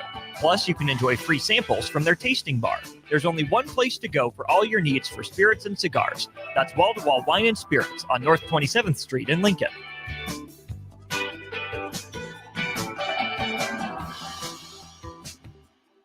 Rosie's Sports Bar and Grill, open for lunch and dinner at 1501 Center Park Road, just south of 14th and Highway 2. Saturday. Eagle Raceway is open for a full season of dirt track racing action every Saturday night. Don't miss the epic battles on the high banks of Eagle Raceway each Saturday between the Nebraska Septic Sprint Cars, Nebraska Lottery Modifieds, Avid Realty Sport Mods, Valentino's Hobby Stocks, and A1 Iron Stock Cars. Let's go racing. Eagle Raceway, just 10 miles east of Lincoln on O Street. Check out the full schedule at eagleraceway.com.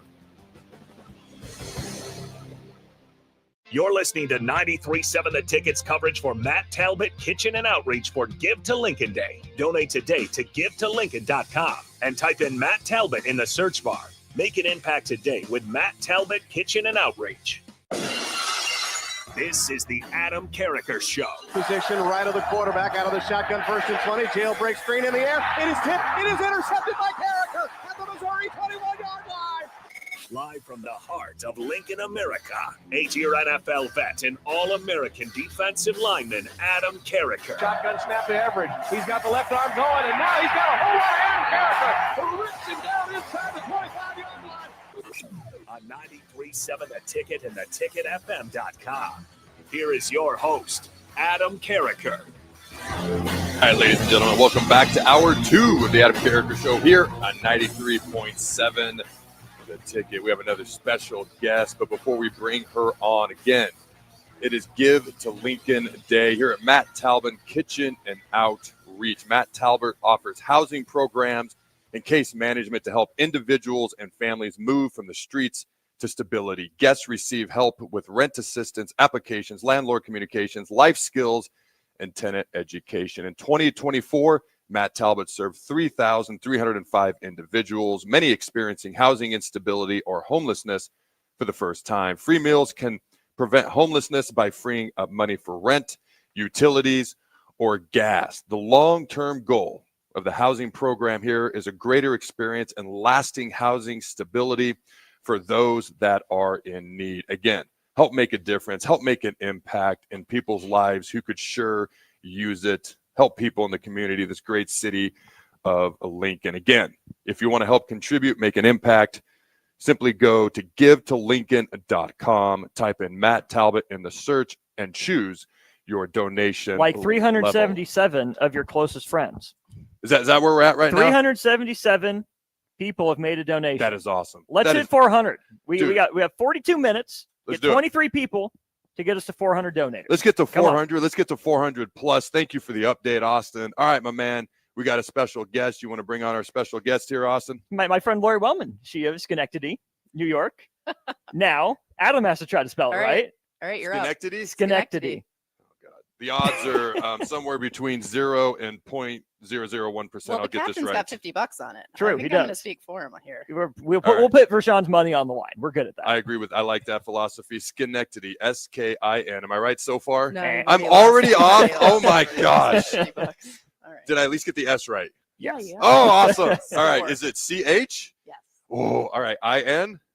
SCHEN. EN. Skin, not skin. Skin. Okay. Schenectady. I mean, I thought I'd at least get the 3 or 4 letters in. All right, let's try it from there. SCHEN, Schenectady. ET? EC. All right, I give up. All right, how do you spell it? Help us out.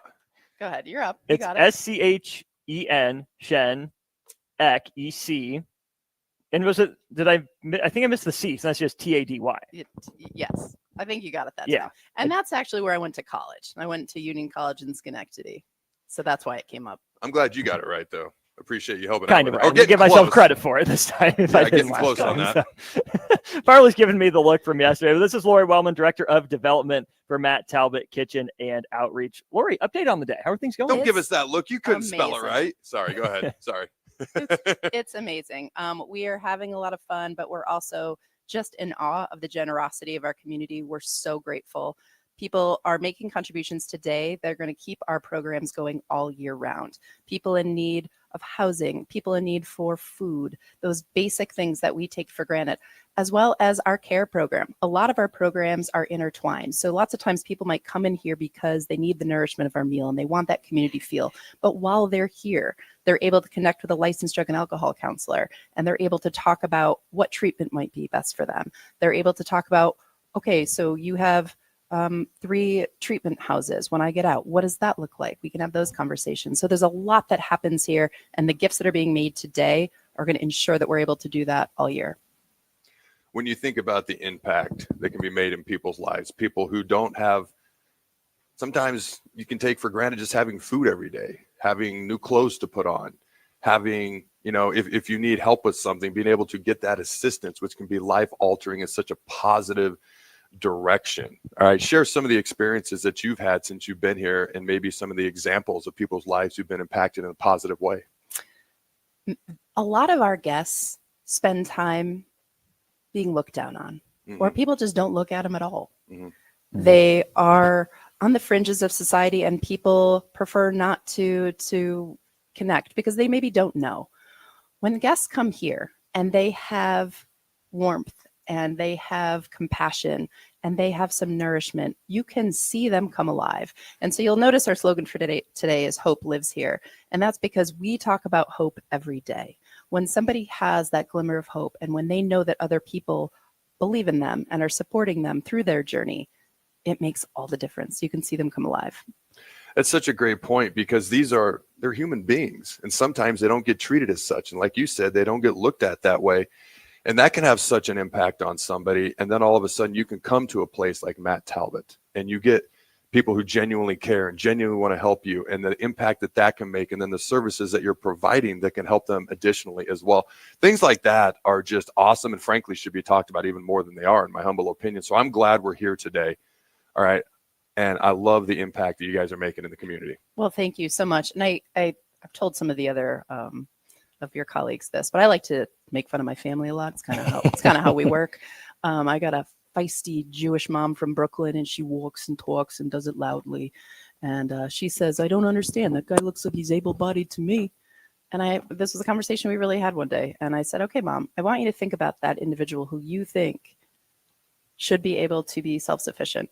That individual may have experienced some severe trauma as a child, and maybe they didn't have the resources that they needed to address that. And so they self-medicated. So then they had trauma and a substance use issue. And then maybe that led to problems getting stable employment and stable housing. So then somebody had trauma, a substance use issue, trouble getting a job, trouble with homelessness, and maybe a criminal record. There are so many things going on in that individual's life that it's easy from the outside, when you don't understand those things, to have ideas about what the individual could be doing without understanding some of that. And so a lot of what we want to do here is just dispel some of the misconceptions people have about those we serve and what we do here. In the notes that we have here, I think it's a great point here. It'll be a two-part question. We'll start with the first one. Matt Talbot is often a person's first stop in crisis and the first step towards stability. Let's talk about that part first. Matt Talbot being that first stop and the first step.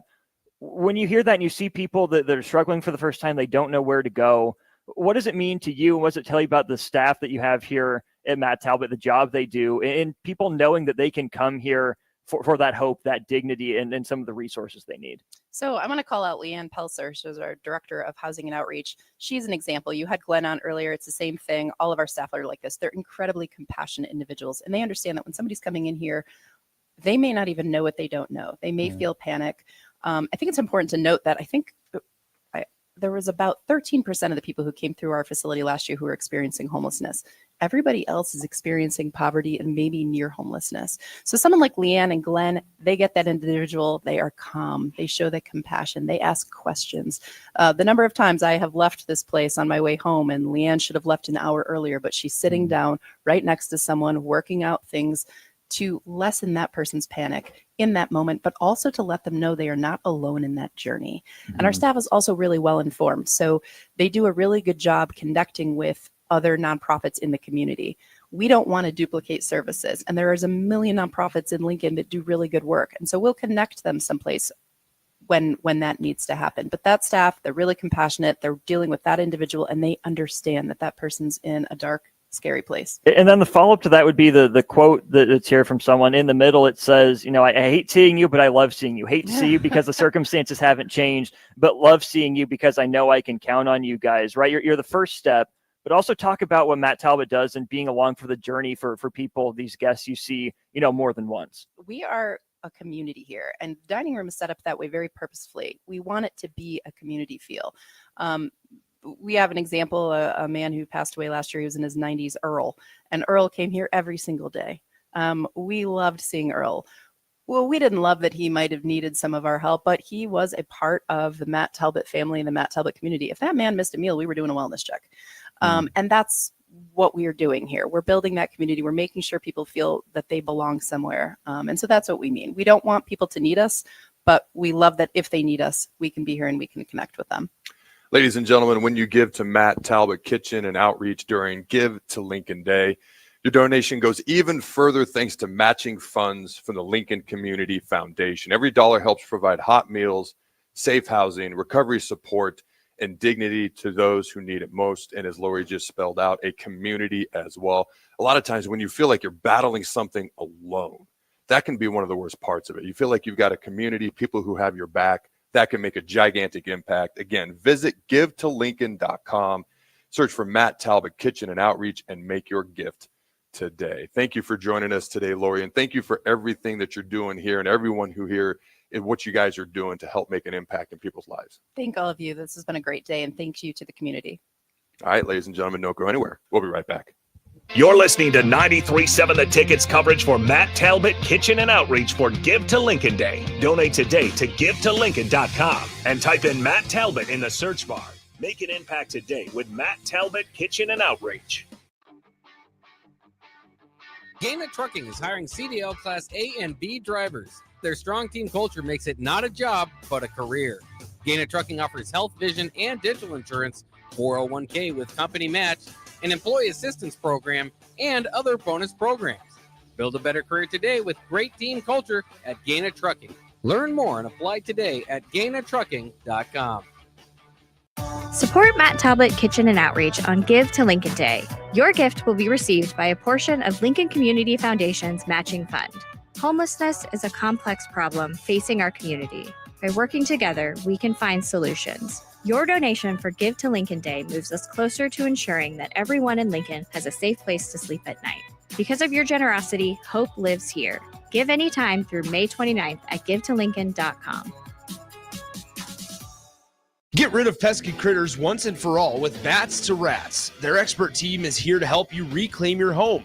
No more sleepless nights caused by crawling critters or flapping wings. Bats to Rats ensures a safe environment for every family member. Check the website at batstoRats.com for amazing offers. And if you mention this ad, you'll receive $10 off your initial inspection cost. Call Bats to Rats today at 402-781-8691. That's 402-781-8691. Bats to Rats.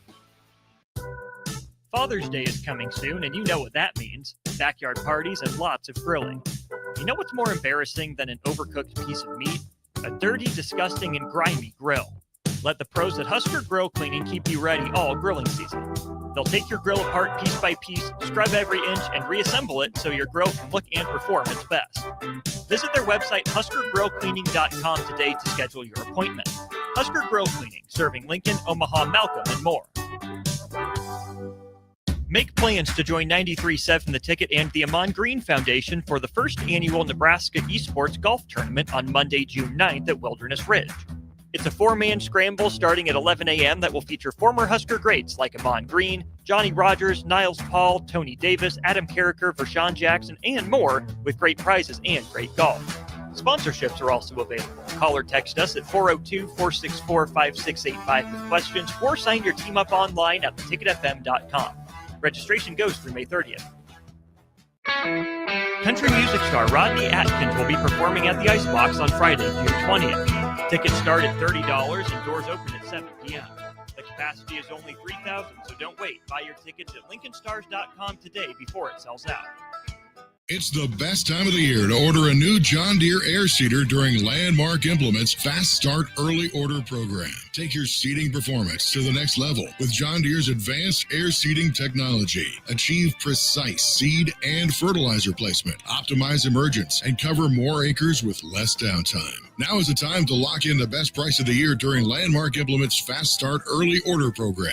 Contact your Landmark Implement for full details and experience the Landmark difference. Hi, Sean Callahan here for Cobble Chevrolet GMC, and they're having the biggest hail sale they've ever had. A huge opportunity is at your front door right now. Some of these cars we're fixing, some we're not, and some it's totally up to you. New Sierra starting at $15,000 off list. New Canyons at $8,500 off list. New body styles on the Acadias, $3,000 off list. You need to hurry as there's going to be a lot of people heading to Louisville. Check us out at cobblecars.com. Stock numbers G121492, G187747, and G196599.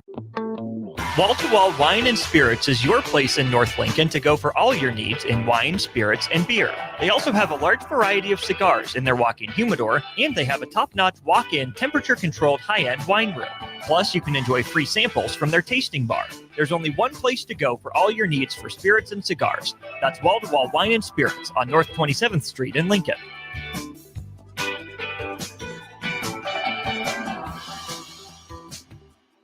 You're listening to 93.7 The Ticket's coverage for Matt Talbot Kitchen and Outreach for Give to Lincoln Day. Donate today to givetolincoln.com and type in Matt Talbot in the search bar.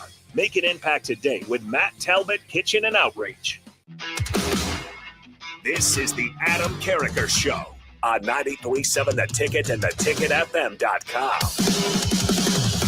Welcome back, ladies and gentlemen, to the Adam Carriker Show here on 93.7 The Ticket. It is Give to Lincoln Day, ladies and gentlemen. Help make a difference, help make an impact in people's lives. All right, if you simply want to do so. Where are we at? What's our update here? All right, let me get one final refresh, and I'll give you the answer. I am looking at 379.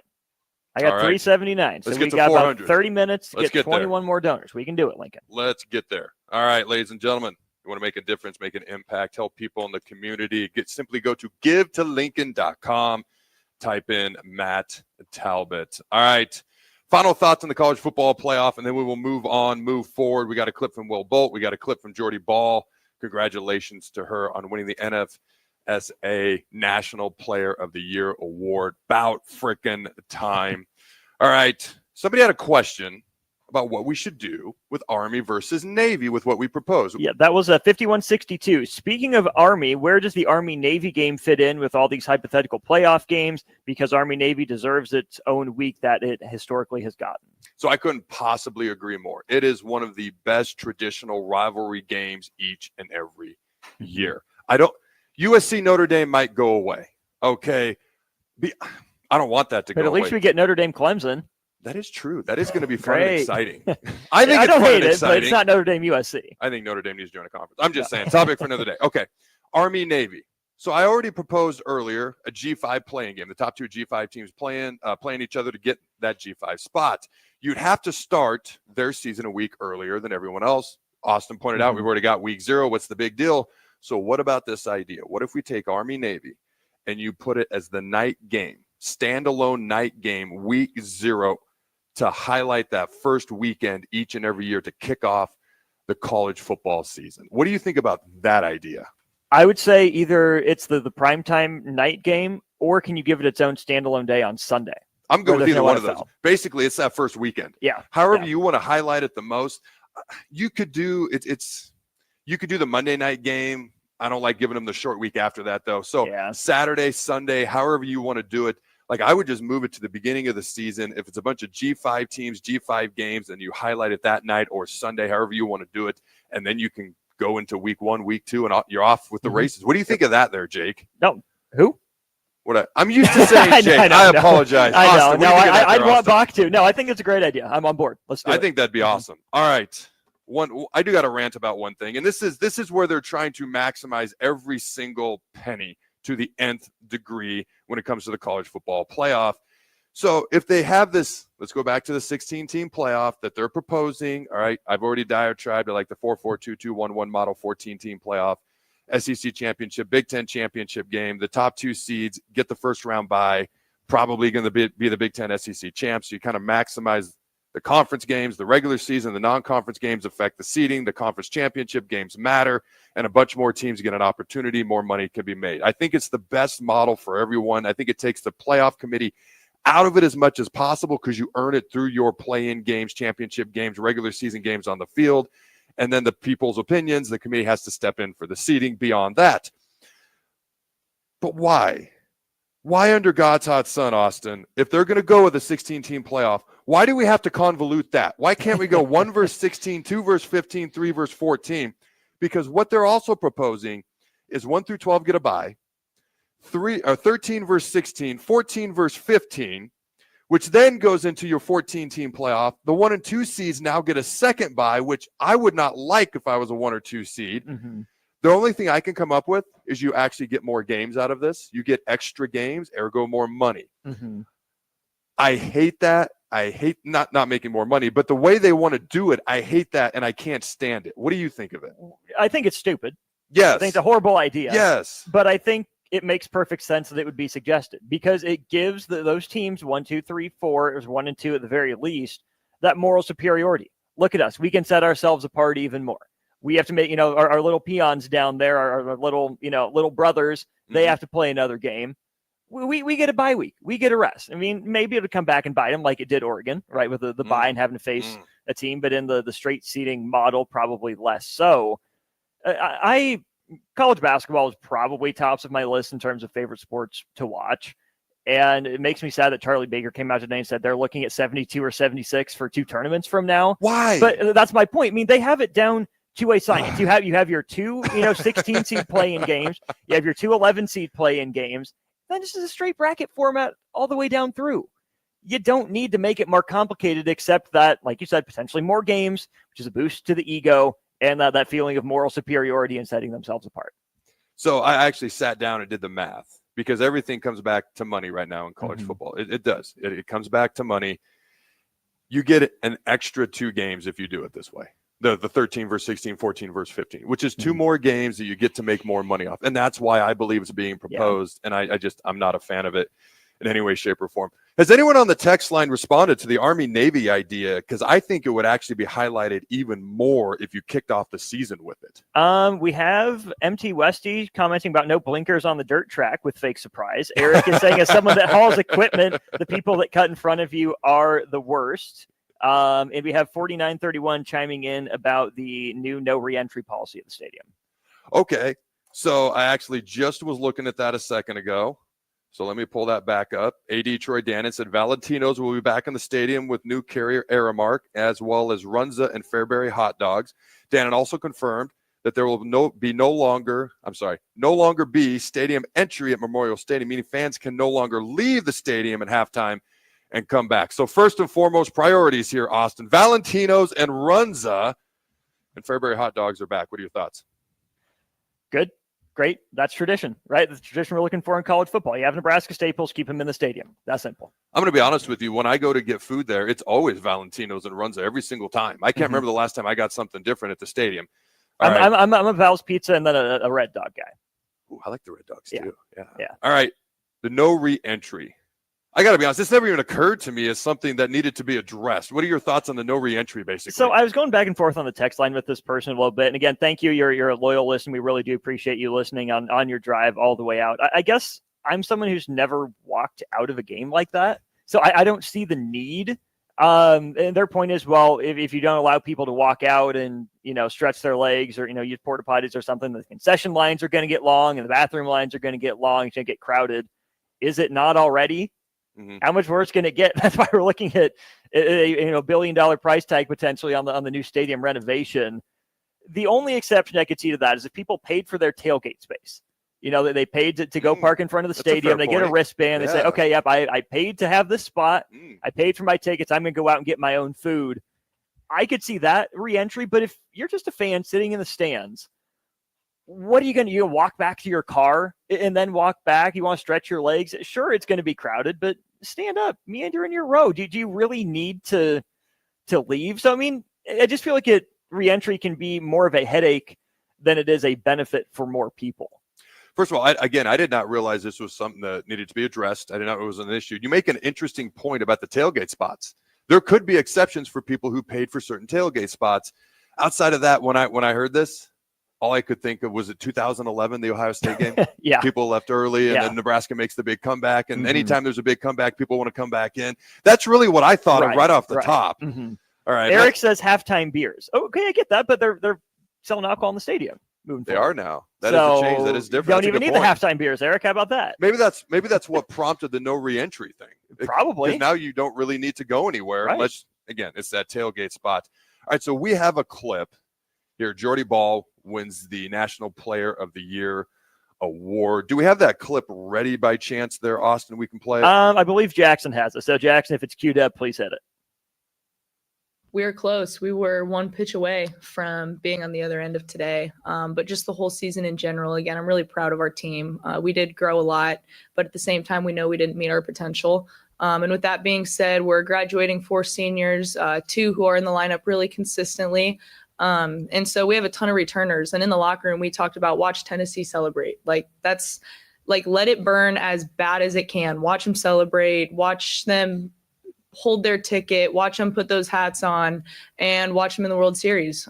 Because I feel like that is how you are able to gain the most out of being on the other end of that. And so with as many returners as we do have, that's what we're doing. And so, yeah, we had a great year. But yeah, again, we know we didn't meet our potential, and we're going to be hungry for next year. So when I hear her talk about that, first of all, she knows what it's like to go all the way, win national championships, go to the Women's College World Series. And when you hear something like that, first of all, again, shout out to Nebraska softball, phenomenal season. All right, All-Americans, Jordy Ball, Ava Kuzak, again. They're both going to be back next year, by the way. They're only juniors. They're going to be back. There's some seniors that won't be back next year. The core of this team is going to be back, And it's fair to expect them to even have a better season next year after a phenomenal year this year. 43-15 was their record, set a program record with 107 home runs. All right, and Jordy Ball became the first Big Ten pitcher and player of the year, at least the first player to do that in the same season as well. But I think back to 93 Nebraska going into 94. I think about Michigan a couple of years ago when they had all those guys that could have gone pro and then they came back and won the title. And then you think about Ohio State. Now, a lot of Ohio State last year was admittedly they paid them NIL dollars to bring them back, but still. But they got them back. Yes. And I said going into last year, I said, Ohio State fans are going to hate this, but Ohio State reminds me this year of Michigan last year. And then Ohio State goes on, wins the national title. So I'm not saying Nebraska softball will or won't win a national title. What I'm saying is a lot of times when she's talking about sit there and watch them celebrate, watch them be where we wanted to be, but they're there and we're not, and use that for next year. This is a person who knows exactly what she's talking about through personal experience. What are your thoughts there, Austin? I think Jordy Ball sounded like a pro, sounded like a captain in that answer, right? Reflecting on the good, understanding that there's plenty to work on, being grateful for the journey. It was very eloquent coach speak that didn't necessarily come across like coach speak. I thought she hit the nail on the head. I guess for Nebraska softball, then the challenge is, how do you prepare for facing the fastest pitch in College World Series history or, Super Regionals history? I mean, Carlin Pickens threw it 78.2 miles per hour. I think it was 79.4, breaking your own record of 78. You can't prepare for that, right? And do you have a better approach? You just have to let that one go, because at the end of the day, it was the offense that was the letdown, a really high scoring offense. You see some good pitching in the Big Ten, but really what you need to do is take BP off Jordy all offseason. They don't really want to throw her out there as a BP pitcher all offseason to do that. Obviously, they would never do that. So it really comes down to, can you refine your approach? And then if you're Jordy Ball, she gets a lot of the headlines. She did a lot of the heavy lifting for the team. Is there another gear for her to reach? On the field? Maybe. We'll see. But as a leader, what can she do to continue to draw more and more work and preparation out of her teammates? Like you mentioned, 2 seniors out of the regular lineup is all they could potentially lose. That's 7 players, that just saw the field pretty much every day, with a whole lot of motivation, a whole lot of impetus, and a whole lot of direction on what they need to improve on. They've obviously got younger players coming up. But keep in mind, Jordy transferred in. Ava Kuzak transferred in from Wisconsin. So I'm curious to see who they maybe add to this team even going into next year, plus the younger players that are developing. So there are certain things you can do from my years in baseball and coaching baseball that you can do to practice against things like that. First of all, you can use a smaller ball. You can set up certain things. You can get really close, but it's really hard. It was Jordy that fouled it off. I'm sure you knew that. 0.3, and then there was change. Reaction time was what she had. And it was almost amazing that she even fouled it off the way that she did. So, but you look at Nebraska softball next year, probably going to be even better. Better for, as weird as this sounds to say, better for it from the loss, as long as they use it as motivation, which I think Jordy's going to lead that team with motivation and experience going forward, Ava Kuzak and whoever they can add. Well, let's just say hypothetically here, Adam, I mean, Nebraska didn't see LSU in the regional. Would it have been a failure of a season if Nebraska didn't make supers? I don't think so. I think it still would have been a wildly successful year. It looks tough in retrospect because you were, 2 runs away from the Women's College World Series. But I don't think the season would have been a failure if Nebraska, lost LSU one time and had their season end necessarily. So if Nebraska only makes a regional next year, is that a step back? I think people would see it that way. Now, whether that's fair or not is up to each individual person to analyze, but I think some people would see it that way. They're really just one pitch away from tying that game and honestly going to extra innings and being in the Women's College World Series. What's interesting about LSU, I will readily admit, the best as an overall whole, not to overgeneralize, but the best baseball and softball is played in southern states. Warmer weather, you can do it year-round. Outside, it's easier. They have an advantage there. That being said, LSU was barely a 500 team within their own conference. And yet they got to host the regional or the regional, be the number 1 seed. I'm not saying they weren't a good team. I'm just saying I think if Nebraska plays them, I do think they beat them. But I'm not saying they don't. Maybe that's my bias coming in. It's just hypotheticals. So. All right, ladies and gentlemen, we come back. We got a clip from Will Bolt, and it appears as though Nebraska may have their punter as well. Don't go anywhere. We'll be right back.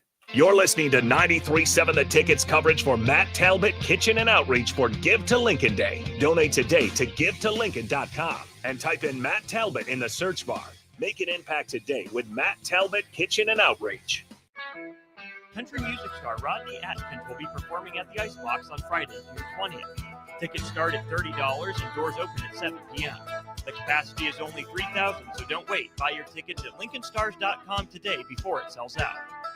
There are great Mexican restaurants all over town, but there is one that is especially worth the drive from any part of town. Tacos Los Hermanos at 70th and Havelock. Cool off this summer with a delicious horchata or other special drinks. And grab one of their famous taco boxes for a group of friends or coworkers to enjoy, full of birria, tacos, and many other options. Don't forget their great desserts like tres leches, flan, and cheesecake. Get to Tacos Los Hermanos for lunch or dinner today at 70th and Havelock in Lincoln.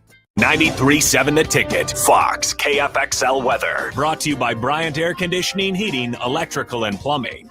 Your Lincoln forecast for today, a slight chance of showers and storms this afternoon. Otherwise, partly sunny skies with light winds. The high near 72. Tonight, mainly clear skies and light winds. Low around 49. And tomorrow, we'll see lots of sunshine and calm winds. But afternoon high near 80.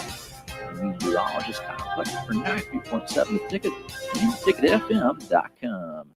At Farm Bureau Financial Services, we strive to provide you with the right coverages for all your insurance needs by taking the time to meet with you and review what coverages best fit your needs. So whether you're in the market for home, auto, farm, business, life, or a combination of any of these coverages, we can help with making sure you, your family, or your business have the right coverage based on your individual needs. If you would like to review your insurance needs, please contact Ben Spurt with Farm Bureau Financial Services at 402-217-9945 or through email at ben.spurt@fbfs.com. Prashawn Jackson here for Bauer Underground, who has been serving local contractors and utility contractors all across the state since 1997. When you see the black and white trucks, you know the baddest dudes in the business have arrived. Bauer is currently looking for equipment operators, laborers, diesel mechanics, and aerial linemen.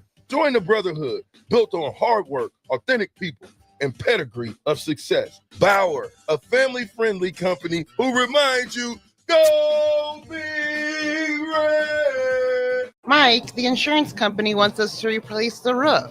Wait, what? I thought everything was fine. Yeah, it says right here our roof is too old and they won't be able to cover us anymore. I guess it is 15 years old. Hi, I'm Austin with Roofing Service Company. We help homeowners with their roofing and siding projects. Financing options are available, and we can get you under a new roof no time at all. If this sounds like you, visit roofingservicecompany.com. That is roofingservicecompany.com. Play ball! Pitch the perfect idea for a family outing or date night with tickets to the next Salt Dogs game. Nothing says summer fun like an action-packed evening at Haymarket Park. Come root for the home team with a hot dog and a cold drink. Plus, visit saltdogs.com to learn about special events and promotions, including group discounts. Don't miss out on the thrill and excitement of a Salt Dogs win. Visit saltdogs.com to reserve your tickets today. Alexa, play 93.7 The Ticket. Okay, playing 93.7 The Ticket. Alexa, turn down the lights. Dimming the lights. Alexa, order a pizza, the big one, all the toppings. Are you sure that's a good idea? Alexa. That's a lot of pizza for just one man. Alexa, just do it. Stop judging me, just do it. As you wish. Thanks, Alexa. You're my best friend. Wall to Wall Wine and Spirits is your place in North Lincoln to go for all your needs in wine, spirits, and beer. They also have a large variety of cigars in their walk-in humidor, and they have a top-notch walk-in temperature-controlled high-end wine room. Plus, you can enjoy free samples from their tasting bar. There's only one place to go for all your needs for spirits and cigars. That's Wall to Wall Wine and Spirits on North 27th Street in Lincoln.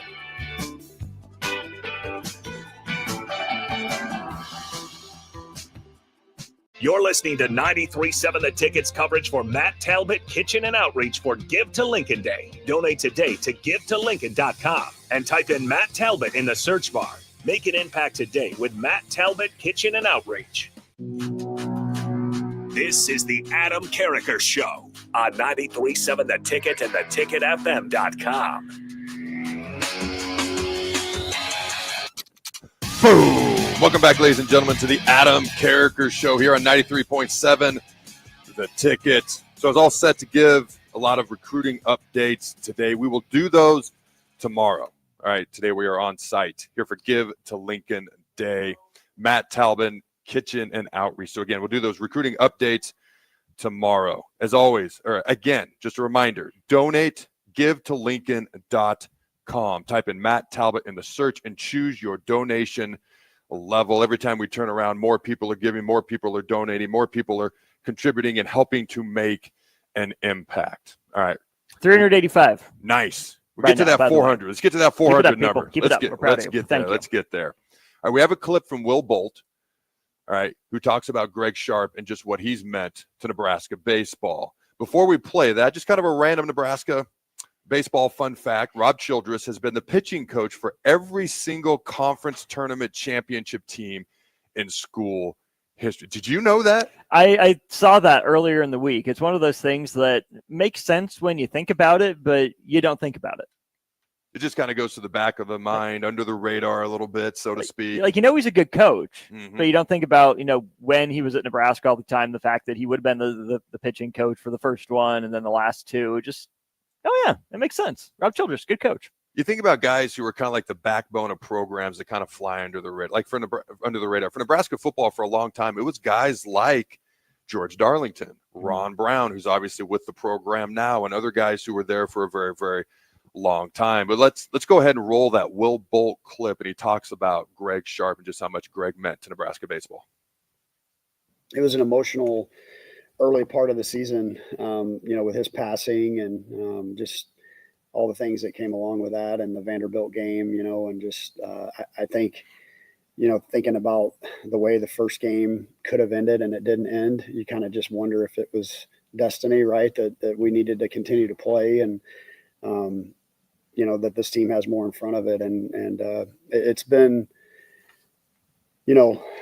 Greg was a good friend, and he was part of our team. That's the thing that I think I just want to continue to stress is, he just wasn't a guy that was there on the sidelines. I mean, these guys are with us all the time on the road and eating meals together and on bus rides together. And so it was really neat to see his family a couple different times down at Kansas State, when they honored him, and then back at our ballpark, and just hearing from them throughout the year. It was definitely a ride for Greg this year, and we're hopefully to continue that. Greg Sharp, truly the voice of the Huskers, football, baseball for so long. When you hear something like that from Coach Bolt, what does it make you think, Austin? Well, it makes me think about how grateful I am for the time that I got with Greg. That's in college. I interned there at the Husker Sports Network, and Greg was nothing but good to me. Greg's the guy that really got me into Husker baseball. Him and Ben, the energy that they had. Nick Handley, who I know worked with as well.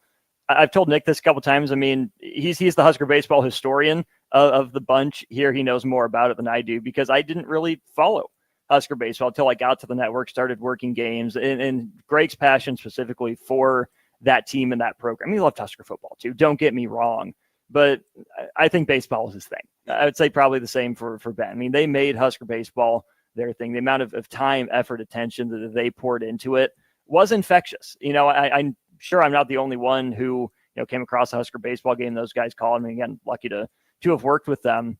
But their energy, their positivity, you can tell how seriously they took the baseball team and how much they lived or died, right? Like Coach Bolt said, Greg wasn't just on the sidelines, just a guy who's just there to call the games. Greg was invested in that team, that program, and its success, and I think you could tell. Yeah, someone who will be in the hearts and minds and memories of Huskers fans for a very, very long time as Nebraska baseball gets ready to play in their regional this weekend and hopefully continue on throughout a long postseason run. Even now, it's been a great run up through winning another Big Ten tournament championship.